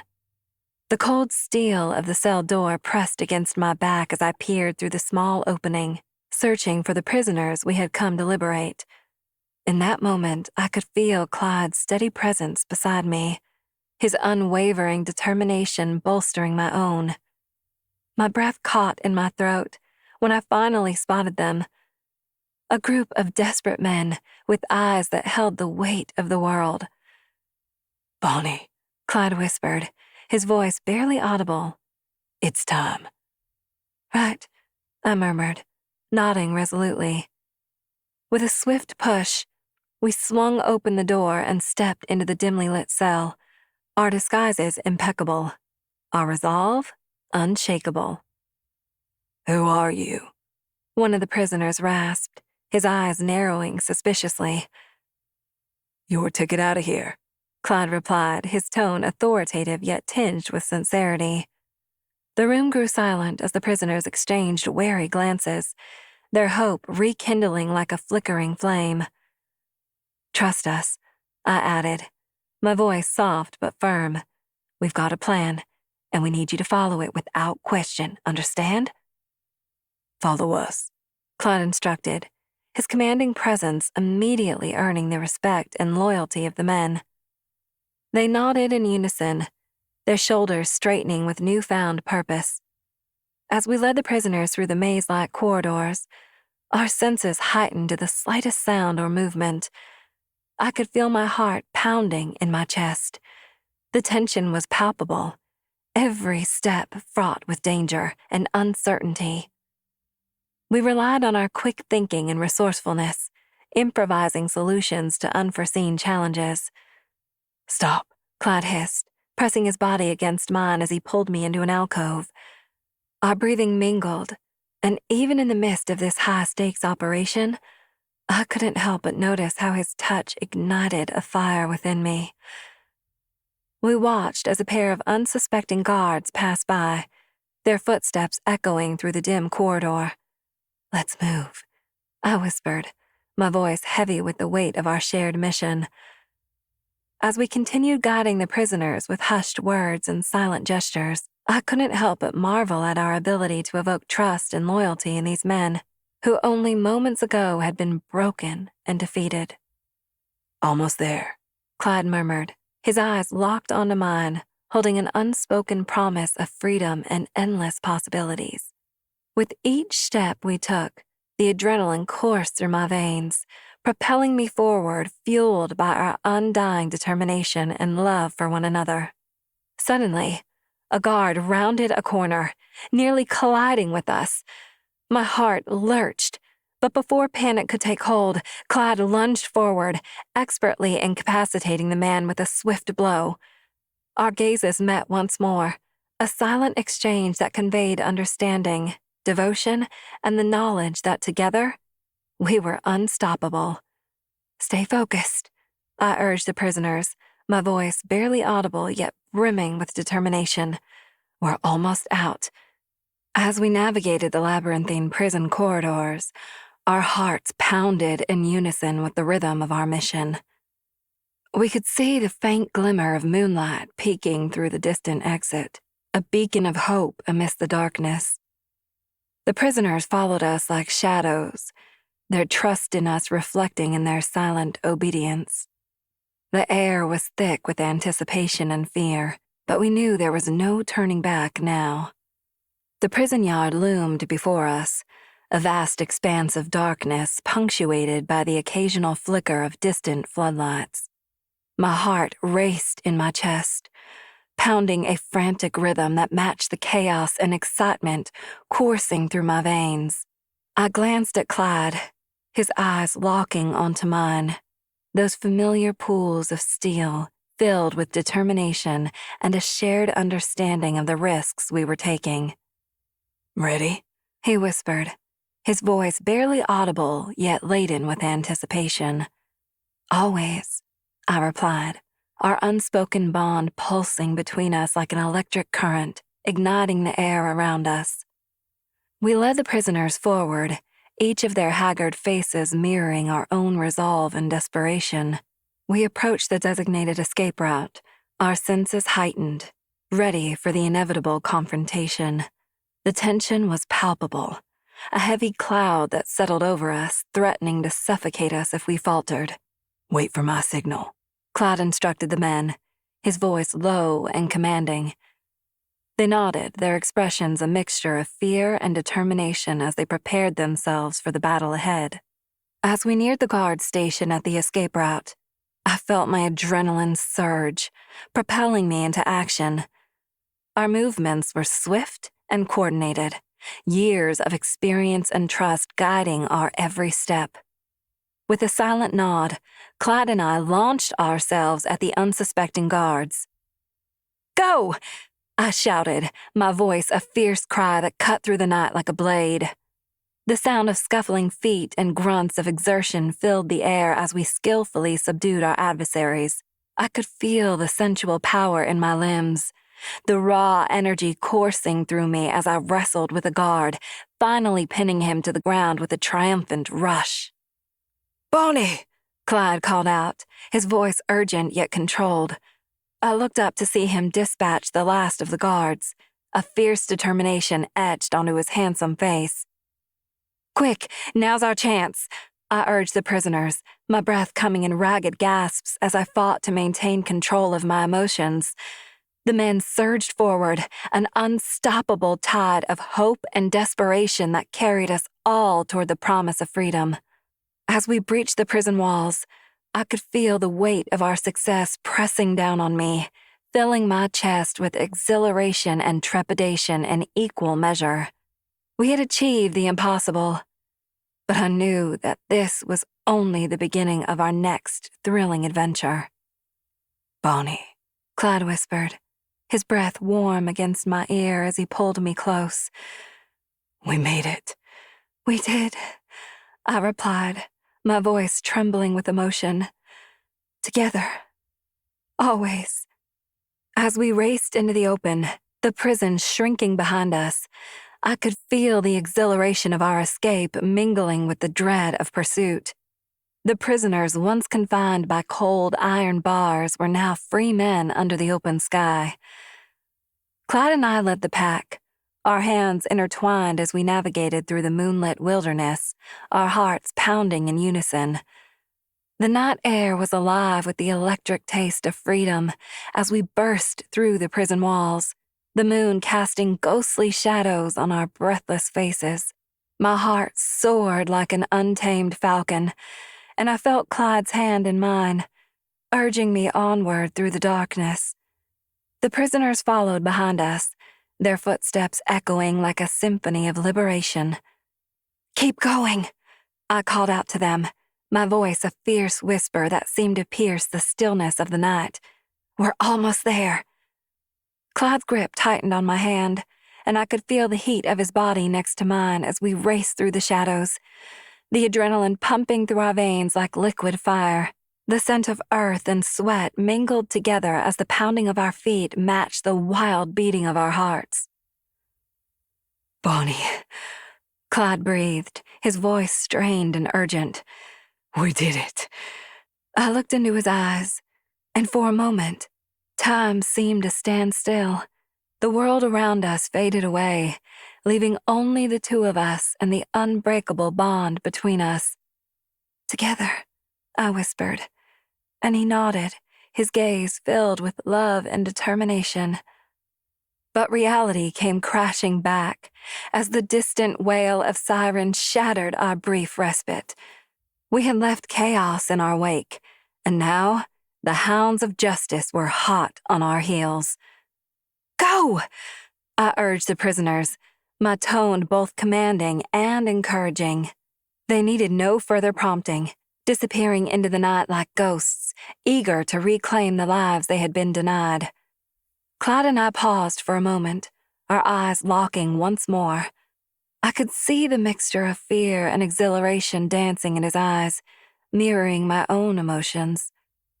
As one, we turned and vanished into the darkness, our bodies moving in perfect harmony, fueled by our shared passion for freedom and each other. As we ran, I could still feel the lingering heat of Clyde's touch on my skin, the memory of his lips pressed against mine, and the unspoken promise that we would always be together, bound by our love and defiance against a world that sought to tear us apart.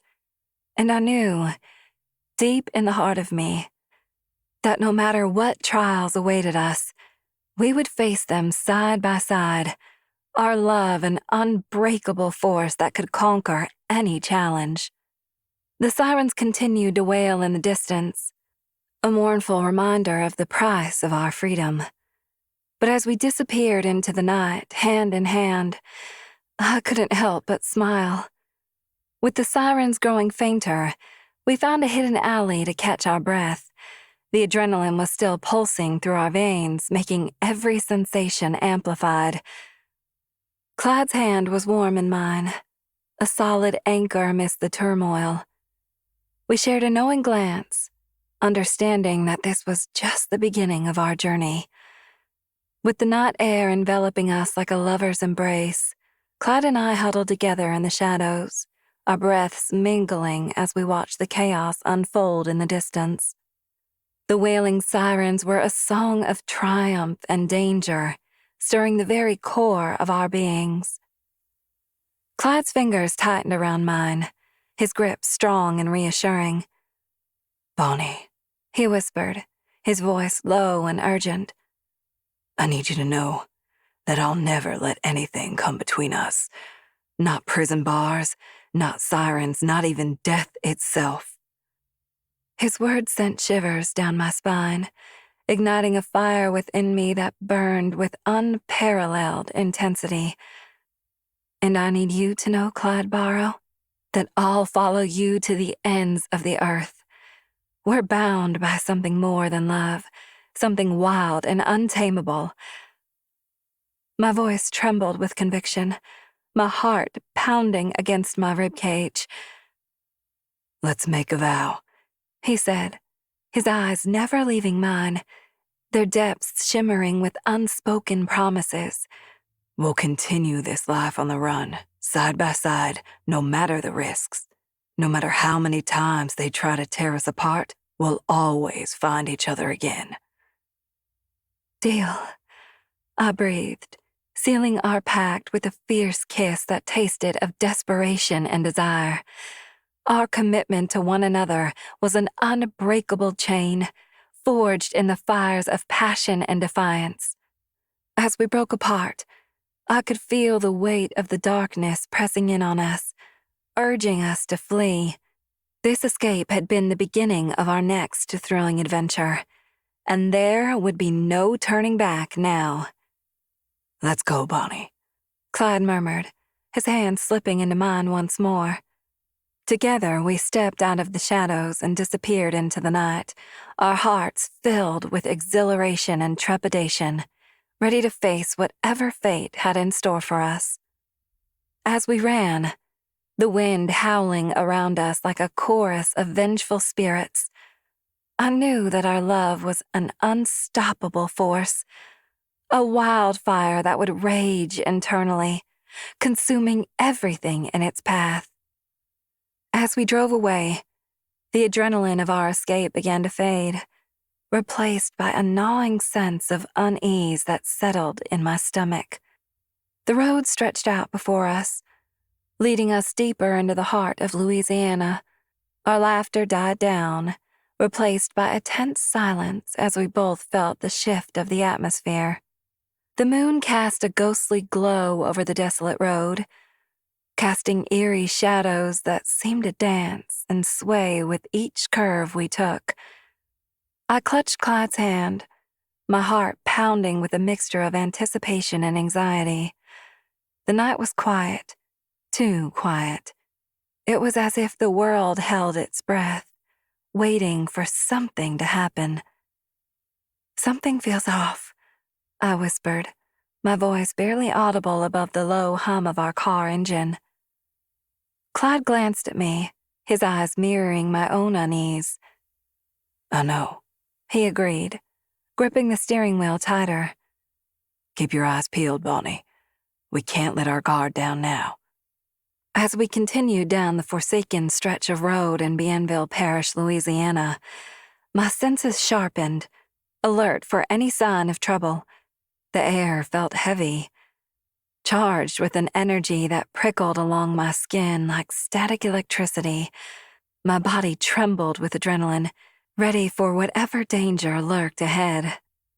Without warning, a cacophony of gunfire erupted from all directions, shattering the silence and turning the peaceful night into a living nightmare.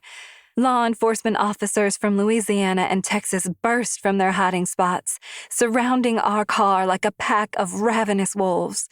The metallic taste of fear filled my mouth as the sound of gunshots reverberated through the air, mingling with the acrid stench of gunpowder. "Clyde!" I screamed, my fingers digging into his arm as we were suddenly enveloped in chaos. He looked over at me, his eyes wide with shock and determination. "Stay down, Bonnie. Stay down and don't move," he shouted, his voice strained with panic. I obeyed without hesitation, crouching low in my seat and covering my head with my hands. As bullets whizzed past us, I couldn't help but think of our love and the life we had chosen together. The sounds of gunfire and the smell of gunpowder were a cruel reminder of the risks we faced every day, but I would gladly face them all for Clyde. As the chaos continued to unfold around us, I prayed for our survival and the strength to continue life on the run, no matter the risks. As the gunfire persisted, I felt Clyde's hand grip mine, a silent promise amidst the chaos. His other hand maneuvered the car, swerving and zigzagging in a desperate attempt to evade the bullets. The night was ablaze with the flashes of gunfire, casting ominous shadows inside our vehicle. I could see Clyde's face, hardened by our grim reality, yet softened by his love for me. The deafening roar of gunfire surrounded us like a relentless storm, the stench of gunpowder invading my nostrils. Clyde's eyes met mine for a split second, his gaze filled with a fierce determination that sent shivers down my spine. "Bonnie, grab your gun," he yelled over the cacophony, his voice barely audible as he reached for his own weapon. I fumbled beneath my seat, my fingers finally closing around the cold steel of my revolver. My heart raced as I gripped it tightly and turned to face the onslaught of law enforcement officers surrounding our car. "Ready?" Clyde asked, his eyes never leaving the scene outside as his finger hovered over the trigger. "Always," I replied, my voice shaking. We exchanged a determined glance before we began firing back at our attackers. Bullets whizzed past us, their lethal trajectories finding their mark on the car's metal exterior. The sharp crack of shattering glass added to the chaos as our windows exploded in a shower of shards. "Damn it," Clyde growled as he ducked behind the steering wheel, narrowly avoiding a hail of bullets. "We're outnumbered." My hands trembled as I continued to pull the trigger, adrenaline surging through me. Still, I couldn't ignore the sinking feeling in the pit of my stomach. We were trapped, and our chances of survival were dwindling with each passing moment.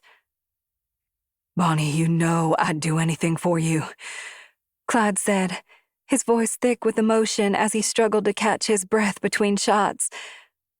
"But I don't know if we can make it out of this one." His words struck me like a bullet to the heart as the terrifying reality of our situation sank in. Our luck had finally run out, and the future we had so desperately fought for was slipping away.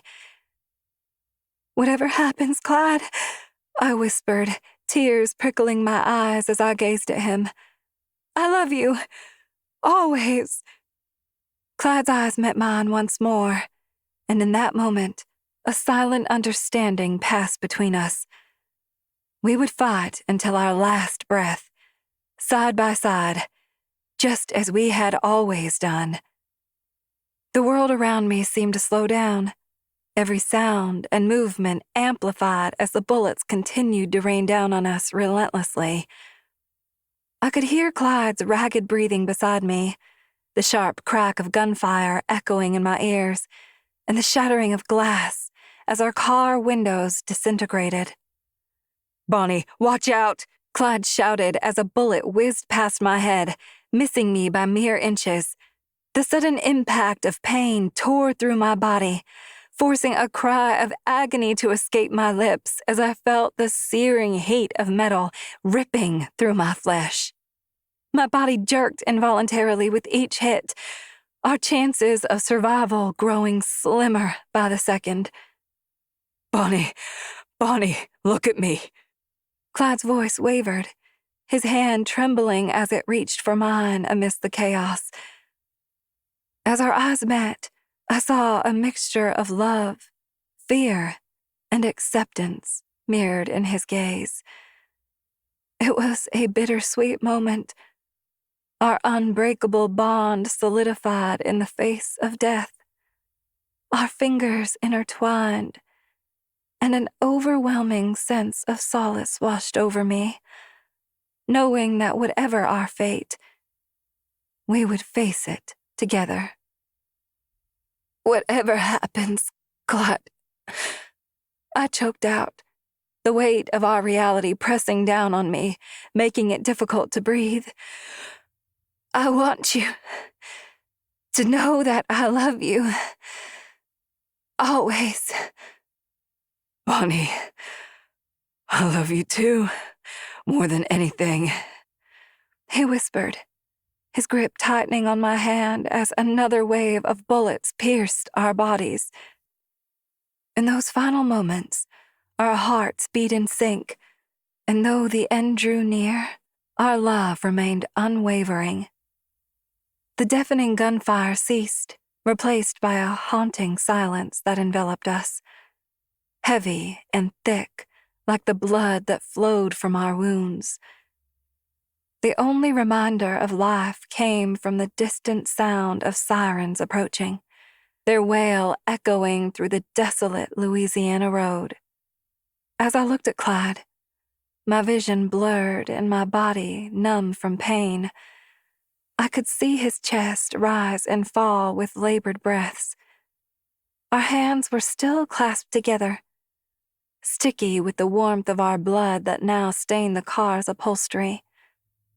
In this eerie quiet, it was as if time had stopped, allowing us a fleeting moment of peace amidst the chaos we'd created. Bonnie, Clyde whispered, his voice barely audible, laden with pain and fear. I'm here. His words brought me back to the present, and I tried to focus on him. My heart ached with a mixture of love and sorrow, knowing that we were both on the brink of death. But even as darkness threatened to consume me, I couldn't let go of his hand, our bond unbreakable, even in our final moments. The officers cautiously approached the vehicle, weapons drawn and faces expressionless. Their eyes flickered between our lifeless bodies slumped in the car and the shattered glass and bullet-ridden metal that surrounded us, the weight of their gazes crushing, suffocating, as they confirmed our demise. Stay with me, Bonnie, Clyde urged, his grip on my hand trembling. Don't leave me. But as much as I wanted to fight, to cling on to the last vestiges of life within me, I knew our time was up. The pain was unbearable, tearing through my body with each shallow breath I took. My thoughts swirled, a cacophony of memories, regrets, and dreams left unfulfilled. Remember, Clyde? I managed to whisper, my voice barely a breath as I fought to hold on to consciousness. Our love will never die. And with that final thought, the darkness closed in, swallowing me whole. As our souls began to untether from the carnage that was once our bodies, I felt a strange mix of liberation and sorrow. The sirens continued to wail in the distance, but they seemed to fade away as we ascended from the mortal realm, guided by an unseen force. Bonnie. Clyde's voice reached me as if through a veil, his spirit shimmering as it coalesced behind me. We're finally free. I looked down at our ravaged forms, now mere shells of what we once were, and felt a pang of sadness. Our life together had been cut short, but our love remained undying, a flame that could never be extinguished. Does it hurt? I asked him, my spiritual essence seeking solace in his presence. Only in the sense that we've left so much behind, he replied, his ethereal voice tinged with regret. But we're destined for something greater, Bonnie. I can feel it. As the officers began tearing our lifeless forms apart, my heart ached with the pain of separation. Their rough hands gripped Clyde's cold fingers, forcibly prying them from mine. Even in death, we clung to each other, our love a force that had refused to be silenced. The unbearable agony of our parting resonated through my very essence, and I could not help but cry out in anguish. "Clyde!" My voice was but a whisper in the wind, unheard by the living who were callously ripping us apart. Bonnie, my love, Clyde's spirit replied, his own suffering evident in his voice. Do not fear, for even death cannot keep us apart. His words offered little comfort as I watched the men separate our bodies, tossing them into different vehicles like discarded playthings. My soul wailed in protest, reaching out for Clyde's, but the distance between us grew with each passing moment. "Promise me, Clyde," I implored, my spirit trembling with sorrow. "Promise me that no matter what lies ahead, we shall find one another again." By the stars above and the depths below, I vow that we will reunite, my love. He swore, his spectral form mirroring my desperation. Nothing can extinguish the flame of our passion, not even the cruel hand of death. "Then let this be a temporary farewell," I whispered, my spirit soaring after the vehicle that carried my earthly remains. "For I will search tirelessly until we are reunited once more." Until then, my Bonnie, Clyde's voice echoed in the recesses of my soul. Know that I am always with you, just beyond the veil. And so our spirits lingered, watching as our bodies were taken away, our love transcending the boundaries of life and death. We would not rest until we found each other again, for our love was a force to be reckoned with, an eternal fire that burned within the very fabric of our being. Our souls, now unbound by the mortal realm, would embark on a journey across the vast expanse of time and space, seeking solace in one another's embrace.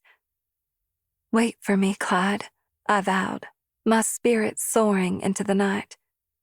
"For I will find you, even if I must traverse the depths of eternity itself." The chapter of our mortal lives had come to a close, but the eternal saga of Bonnie and Clyde was far from over. For even as we slipped into the shadows of the afterlife, our love blazed like a beacon, unyielding and undiminished by the passage of time.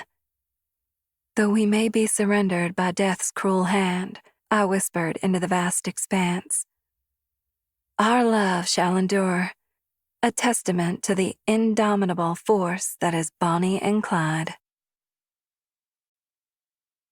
Chapter 4. Eternal Longing. A blanket of shadows wraps around me, as if embracing my spirit in its cold arms. Here in the present, I lie at my eternal resting place in Crown Hill Memorial Park, reliving memories of bygone days with Clyde. Dear Clyde, I sigh, the weight of longing heavy in my soul. The whispering wind carries my words away, a futile attempt to bridge the gap between us. Bonnie. My eyes snap open, that familiar voice echoing in my ears. It couldn't be. I turned slowly, not daring to breathe, and there he stood. Clyde Barrow, just as charming as he was in life. His crooked grin and ocean blue eyes somehow more captivating than I remembered. Clyde? I stuttered, my voice barely a whisper as disbelief washed over me.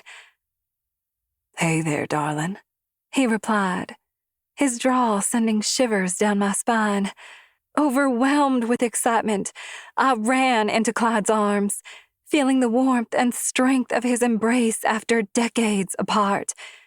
The world seemed to fall away, leaving only the two of us in this sacred space.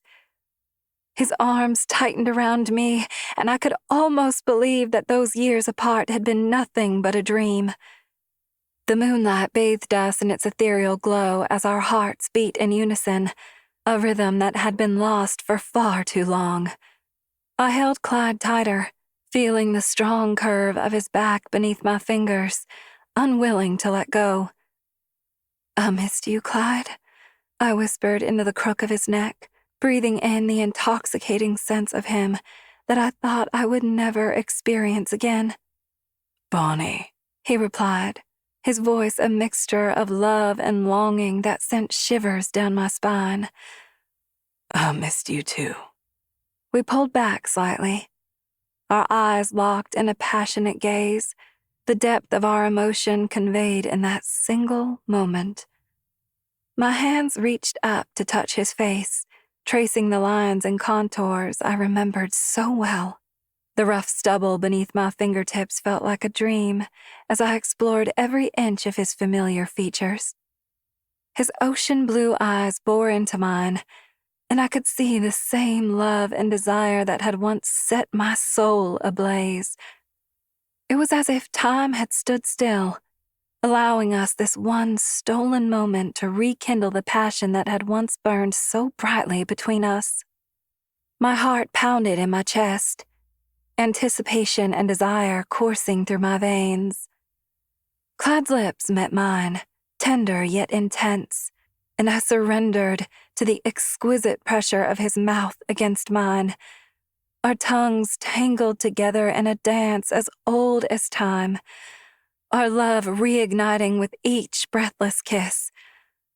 The world around us faded away, leaving only this moment of pure passion and connection. Bonnie, he whispered against my lips, his voice filled with emotion that sent shivers down my spine. I broke the kiss, my breath ragged as I gazed into his eyes, those deep blue pools that held me captive for a lifetime. I never thought I'd see you again, Clyde, I admitted, my voice wavering with vulnerability. It feels like a dream. darling, it's real, he assured me, his fingertips brushing gently against my cheek. I'm here with you. I swallowed hard, struggling to hold back tears of joy and fear. How could this be possible? But as I looked into his eyes, I knew it was true. Clyde was here, and our love had transcended the boundaries of life and death. Clyde's gaze softened, and he reached out to gently wipe away the tear that had escaped from my eye. Come with me, Bonnie, he said, his voice barely above a whisper. With that, he stood up and offered his hand to me, the promise of our shared past and an uncertain future reflected in his eyes. A shiver coursed through me as Clyde's fingers tenderly brushed a stray strand of hair behind my ear, his eyes glistening with affection, The warmth of his touch ignited a fire within me that I thought had been extinguished long ago. "Bonnie," he said softly, his voice a testament to the love we shared in life and now in this haunting reunion. "Take me somewhere only we know, Clyde." With a nod, he entwined his fingers with mine, leading me deeper into the cemetery. Our footsteps echoed softly on the gravel path, the sound a ghostly reminder of our past. It was as if time stood still, allowing us this stolen moment together. As we walked, the air grew colder, yet the heat between us remained palpable. I could feel the electricity buzzing beneath my skin, a sensation I'd only ever experienced with Clyde by my side. "Remember when we first met?" I asked him, my thoughts drifting back to the wild passion of our youth. "Like it was yesterday," he replied, his voice laced with nostalgia. "You were the most beautiful thing I'd ever seen, and I knew right then that I couldn't live without you." We continued our walk in silence. The only sound was the crunch of gravel beneath our feet. The cemetery was a place of peace and reflection, a stark contrast to our chaotic past. As we reached an old oak tree, Clyde paused, his gaze lingering on the moonlit tombstones. "Bonnie," he began, his voice barely above a whisper. "Do you remember our wilder days?" I leaned against a gnarled old oak tree, feeling the rough bark press into my back, grounding me in this surreal moment. Clyde stood before me, his eyes filled with adoration, and I couldn't help but be swept away by the love that radiated from him. "Remember the night we outran the police through those winding country roads?" he asked, a knowing smile playing on his lips. I grinned back, our eyes locked in a silent conversation that only we could understand. How could I forget? We were so wild and free. Not a care in the world. "Bonnie," he murmured, stepping closer, his fingers tracing my jawline with a feather-light touch. "You always knew how to make my heart race, even when we weren't dodging bullets." My pulse quickened at his words, and I tilted my head up to meet his gaze, the desire between us a palpable force. "Clyde," I whispered, breathless with need. "You were the one who showed me what it meant to truly live." As the memories washed over us, we fell into a comfortable silence, each lost in our own thoughts. The nostalgia hung heavy in the air, a testament to our shared history. It was Clyde who broke the silence, his voice echoing through the stillness as he began to reminisce about our more daring exploits. He continued to recount a daring bank robbery we pulled off together, his words painting vivid images of our wild and reckless days. "Remember the look on the banker's face when we stormed in?" Clyde asked, amusement dancing in his eyes. "He was shaking like a leaf. But you, my Bonnie, you were fearless. The way you handled that gun, it was like you were born for it." I threw my head back and laughter bubbled up from deep within me, filling the air with a melody I hadn't sung in decades. The memories came rushing back, setting my heart alight with the thrill of our past escapades. God, how I miss those days, Clyde, I confessed, wiping a tear from my eye as the laughter subsided.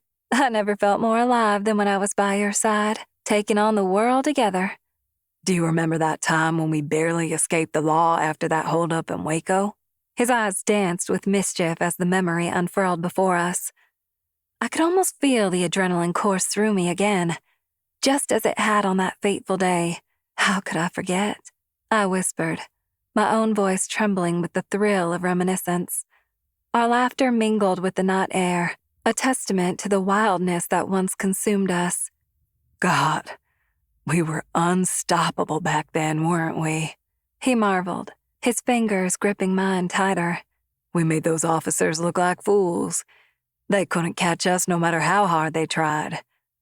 His words painted vivid images of high-speed chases and narrow escapes, each one a testament to our reckless abandon. A wicked grin spread across my face as I recalled another particularly daring adventure. What about that time we stole that Ford V8 and raced through the night? The wind was so fierce. It was like we were flying. Clyde's eyes darkened with desire as he remembered. That car was fast, Bonnie, but there was something even more intoxicating about having you by my side. Your laughter ringing in my ears as we sped away from all our troubles. My heart swelled with love and longing for this man who had always been my partner in crime, both literally and figuratively. As I leaned in closer, inhaling the familiar scent of his cologne, I marveled at how even death could not sever the bond we shared. Those were some of the best days of my life, Clyde, I admitted softly, my voice barely more than a breath in the stillness of the night. But being with you now, it feels like I've finally come home. Clyde reached out and took my hand, leading me to a nearby bench hidden beneath the weeping branches of an old willow tree. We sat down, our bodies pressed close together, sharing the warmth that enveloped us like a cocoon. His presence felt like a balm to my aching soul, the missing piece I'd been searching for all these years. Bonnie, my love, I wish I could have stayed with you longer, Clyde murmured, his voice tinged with regret. But know that I have always been with you, even if you couldn't see me. My fingers traced the lines of his face, committing every detail to memory, as though I was etching them into my very being. The curve of his jaw, the arch of his brow, the fullness of his lips that had once tasted mine so sweetly. Your memory has been my lifeline, Clyde, I whispered, my heart swelling with love and longing. Every time I close my eyes, I can still see your face, hear your laughter, feel the touch of you against my skin. Clyde's hand cupped my cheek, his thumb brushing away the tears that had begun to fall freely down my face. I'm here now, Bonnie, he promised, his voice a soothing balm to my frayed heart. And I will never leave you again. As our lips met once more, sealing our bond and reigniting the passion that had burned between us all those years ago, I couldn't help but think that in this moment, I had found my way home at last, back into the arms of the man who held my heart for eternity. We clung to each other, hands roaming desperately over the curves and dips of one another's forms. The world around us faded as our desire grew, all-consuming like a wildfire that refused to be extinguished. Let's find a place where we can be alone, baby girl, Clyde murmured into my ear, his breath hot and intoxicating. His fingers tangled in my hair, sending shivers down my spine. I nodded, unable to speak, my chest tight with emotion. He gently lifted me into his arms, cradling me close to him as if I were the most precious thing in the world.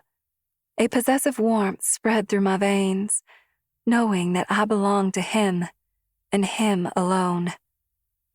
Clyde carried me deeper into the moon-drenched cemetery, away from prying eyes. In the distance, the howl of a lone wolf echoed through the night, as if signaling our fateful reunion.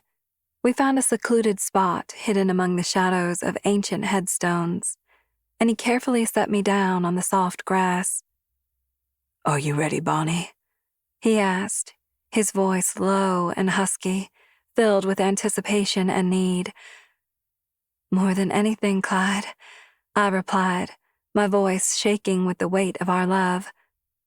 Moonbeams caressed our entwined forms as we lay on a bed of soft grass, their silvery glow casting an ethereal light over the cemetery. The air was heavy with the scent of blooming flowers, their sweet perfume enveloping us like a sensual embrace. My heart pounded in my chest, the anticipation thrumming through my veins like electricity. Bonnie, Clyde whispered, his voice barely audible above the gentle rustling of leaves in the night breeze. I've missed you so much. Me too, Clyde, I confessed, my voice trembling with emotion. The weight of our love pressing down upon me, both comforting and intoxicating. Clyde's hands began to roam over my body, tracing the curves and contours that he knew so well. His touch was electric, sending shivers down my spine and awakening every nerve in my body. I gasped at the intensity of the sensation coursing through me, my fingers gripping the soft grass beneath me. Your body feels just as I remember it, Clyde murmured, his breath warm against my neck. Soft yet strong, beautiful and perfect. Your touch, it's like coming home, I whispered, tears prickling at the corners of my eyes. The years spent apart had only served to heighten our desire for one another, making this moment feel all the more precious. Clyde continued his exploration, his fingertips dancing over my skin like a skilled pianist playing a familiar melody. With each stroke, each caress, I felt myself falling deeper under his spell, my body responding to his touch as if guided by some ancient primal force. Bonnie, I need you, Clyde murmured, his eyes intense and full of longing. Take me, Clyde, I whispered, feeling the heat between us grow with every word exchanged. I want to feel alive again. In that moment, our clothes became obstacles, barriers standing in the way of our desperate craving for closeness. With urgency, we discarded our garments, casting them aside as if they were remnants of our past lives we'd left behind the moment our souls found their way back to each other. Our naked flesh was revealed, bared to the world under the soft moonlight, unapologetic and eager. God, you're beautiful, Clyde breathed, his eyes roaming over my body, taking in every curve and muscle, as if trying to memorize every inch of me. I felt a shiver run down my spine, and not from the cool night air. Touch me, I pleaded, my voice barely a whisper, but Clyde heard it clearly. He needed no further encouragement. His hands began their exploration, tracing the lines of my body like a cartographer mapping out uncharted territory, yet somehow finding familiarity in the landscape. His fingers danced along my collarbone, then dipped down to trace the swell of my breasts, causing goosebumps to erupt across my skin. Your touch drives me wild, I confessed, my breath hitching as his hand continued its journey southward, igniting a fire within me that had been smoldering for far too long. Bonnie, baby, I've missed you so much, Clyde said, his voice laden with emotion. Every day apart was torture. Let's make up for lost time, I suggested, my voice sultry and filled with promise. Our hands and mouths moved over each other's bodies like a symphony of desire, rediscovering the pleasure we'd once known so intimately.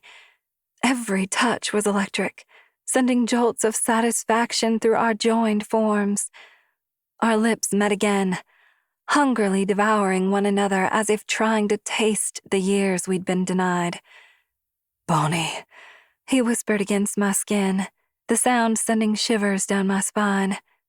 He took his time, tasting and tantalizing my sensitive flesh, his tongue drawing slow circles around each nipple before taking them between his lips.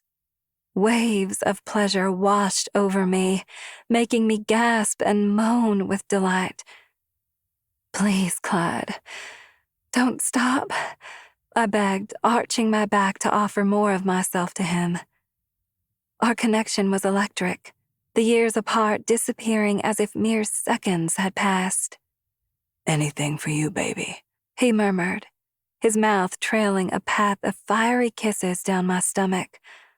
I could feel the heat of his breath on my skin, igniting an inferno deep within me that threatened to consume us both. As he moved lower, his tongue traced the contours of my hips, reveling in the taste and scent of me. His eyes locked onto mine, filled with a mixture of love, desire, and hunger that mirrored my own. It was as if we were speaking a language only we understood, our bodies communicating in a way that transcended words. Bonnie. He breathed, his voice husky as his tongue delved into my most intimate places.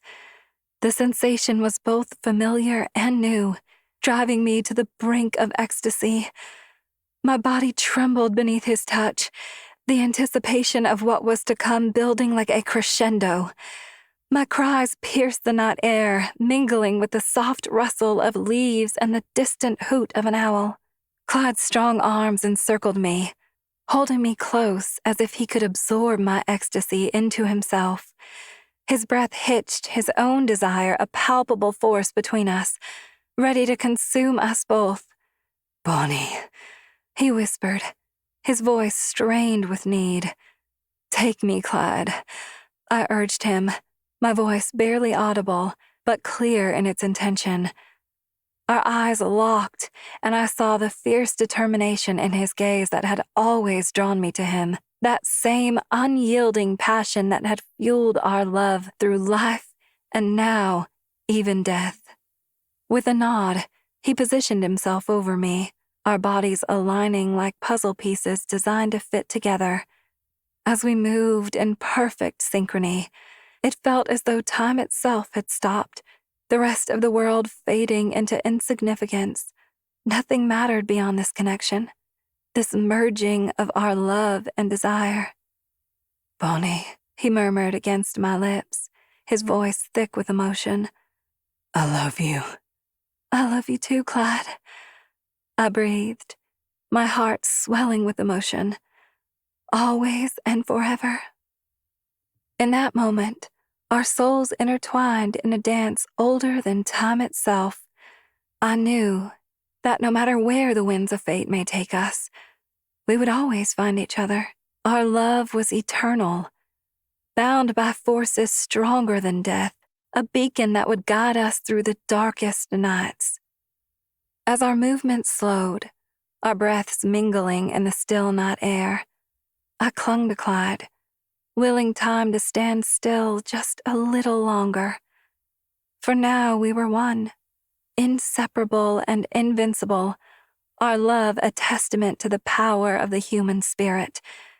And as our hearts beat in unison beneath the moonlit sky, I couldn't help but think that, perhaps, we truly were destined for something greater than mere mortal existence. As our bodies stilled, Clyde's grip on me loosened. He pressed one last, lingering kiss on my forehead before pulling away. His eyes filled with a sorrowful acceptance. Until next time, Bonnie, he murmured, his form slowly fading into the ethereal night. I was left alone, the echo of our love still resonating within me as I prepared to return to my solitary existence. A shiver of contentment ran down my spine as I walked through the cemetery, the cool morning air kissing my skin. My footsteps echoed softly in the quiet, their rhythm a gentle reminder of the precious moments Clyde and I had shared. The taste of him still lingered on my lips, his scent clinging to my body like a lover's embrace. Thank you, I whispered into the wind, grateful for our reunion, even if it was for a fleeting moment in eternity's grand scheme.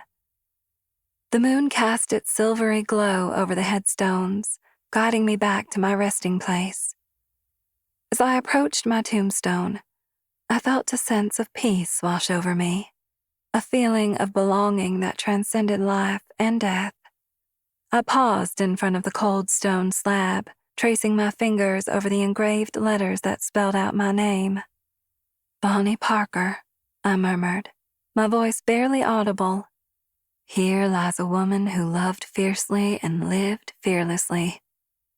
I let my mind wander, reflecting on the memories of my past life, the adventures Clyde and I had shared, and the love that had bound us together against all odds. Even now, after decades apart, Our connection remained unbreakable, a testament to the power of true love. Bonnie, do you think we'll ever be together again? Clyde's voice echoed in my mind, a fragment of a conversation from long ago. Of course, I had replied without hesitation. Our love is eternal, Clyde. No matter where we are or what happens to us, we'll always find each other. As I stood there, lost in thought, I couldn't help but feel the weight of our eternal love, the knowledge that our souls would forever be entwined, no matter the distance between us. It was a bittersweet realization, one that both comforted and saddened me. I closed my eyes, the wind carrying whispers of Clyde's voice. I clung to the sound, letting it fill the silence left in his absence. As I opened my eyes, the first light of dawn began to break over the horizon, casting long shadows across the cemetery. The promise of a new day was on the wind, a subtle reminder that even in death, life goes on. The damp earth beneath my feet yields ever so slightly as I take a final lingering look at my tombstone. My name etched in cold stone serves as a stark reminder of the life I left behind. Yet it also symbolizes the unbreakable bond that now ties me to Clyde. With one last caress of the engraved words, I turn away, my steps light and purposeful, carrying the memory of our love deep within my heart. Bonnie, I hear him whisper, his voice a soft echo on the breeze. don't let this place hold you back. Our love is more powerful than death itself. You're right, Clyde, I replied, my voice barely audible even to myself. We'll forge our own path through the darkness, together for eternity. As I walk away from the grave, the sun continues its ascent over the cemetery, casting a golden glow that seems to reach out and embrace me, warming my very soul. The vibrant colors of the sky seem to reflect the passion that still burns between Clyde and me, an eternal flame that cannot be extinguished by the passage of time or the boundaries of the afterlife. My senses are heightened, my awareness of the world around me sharpened by the knowledge that I am no longer bound by mortal constraints. I can feel the energy of the living, the beating hearts of those who have yet to join us in this twilight realm. Their lives are a tapestry of emotion, woven together with threads of joy, sorrow, and longing, much like the emotions that roil within me as I think of Clyde. I inhale deeply, savoring the scent of dew-kissed grass and the subtle perfume of flowers in bloom.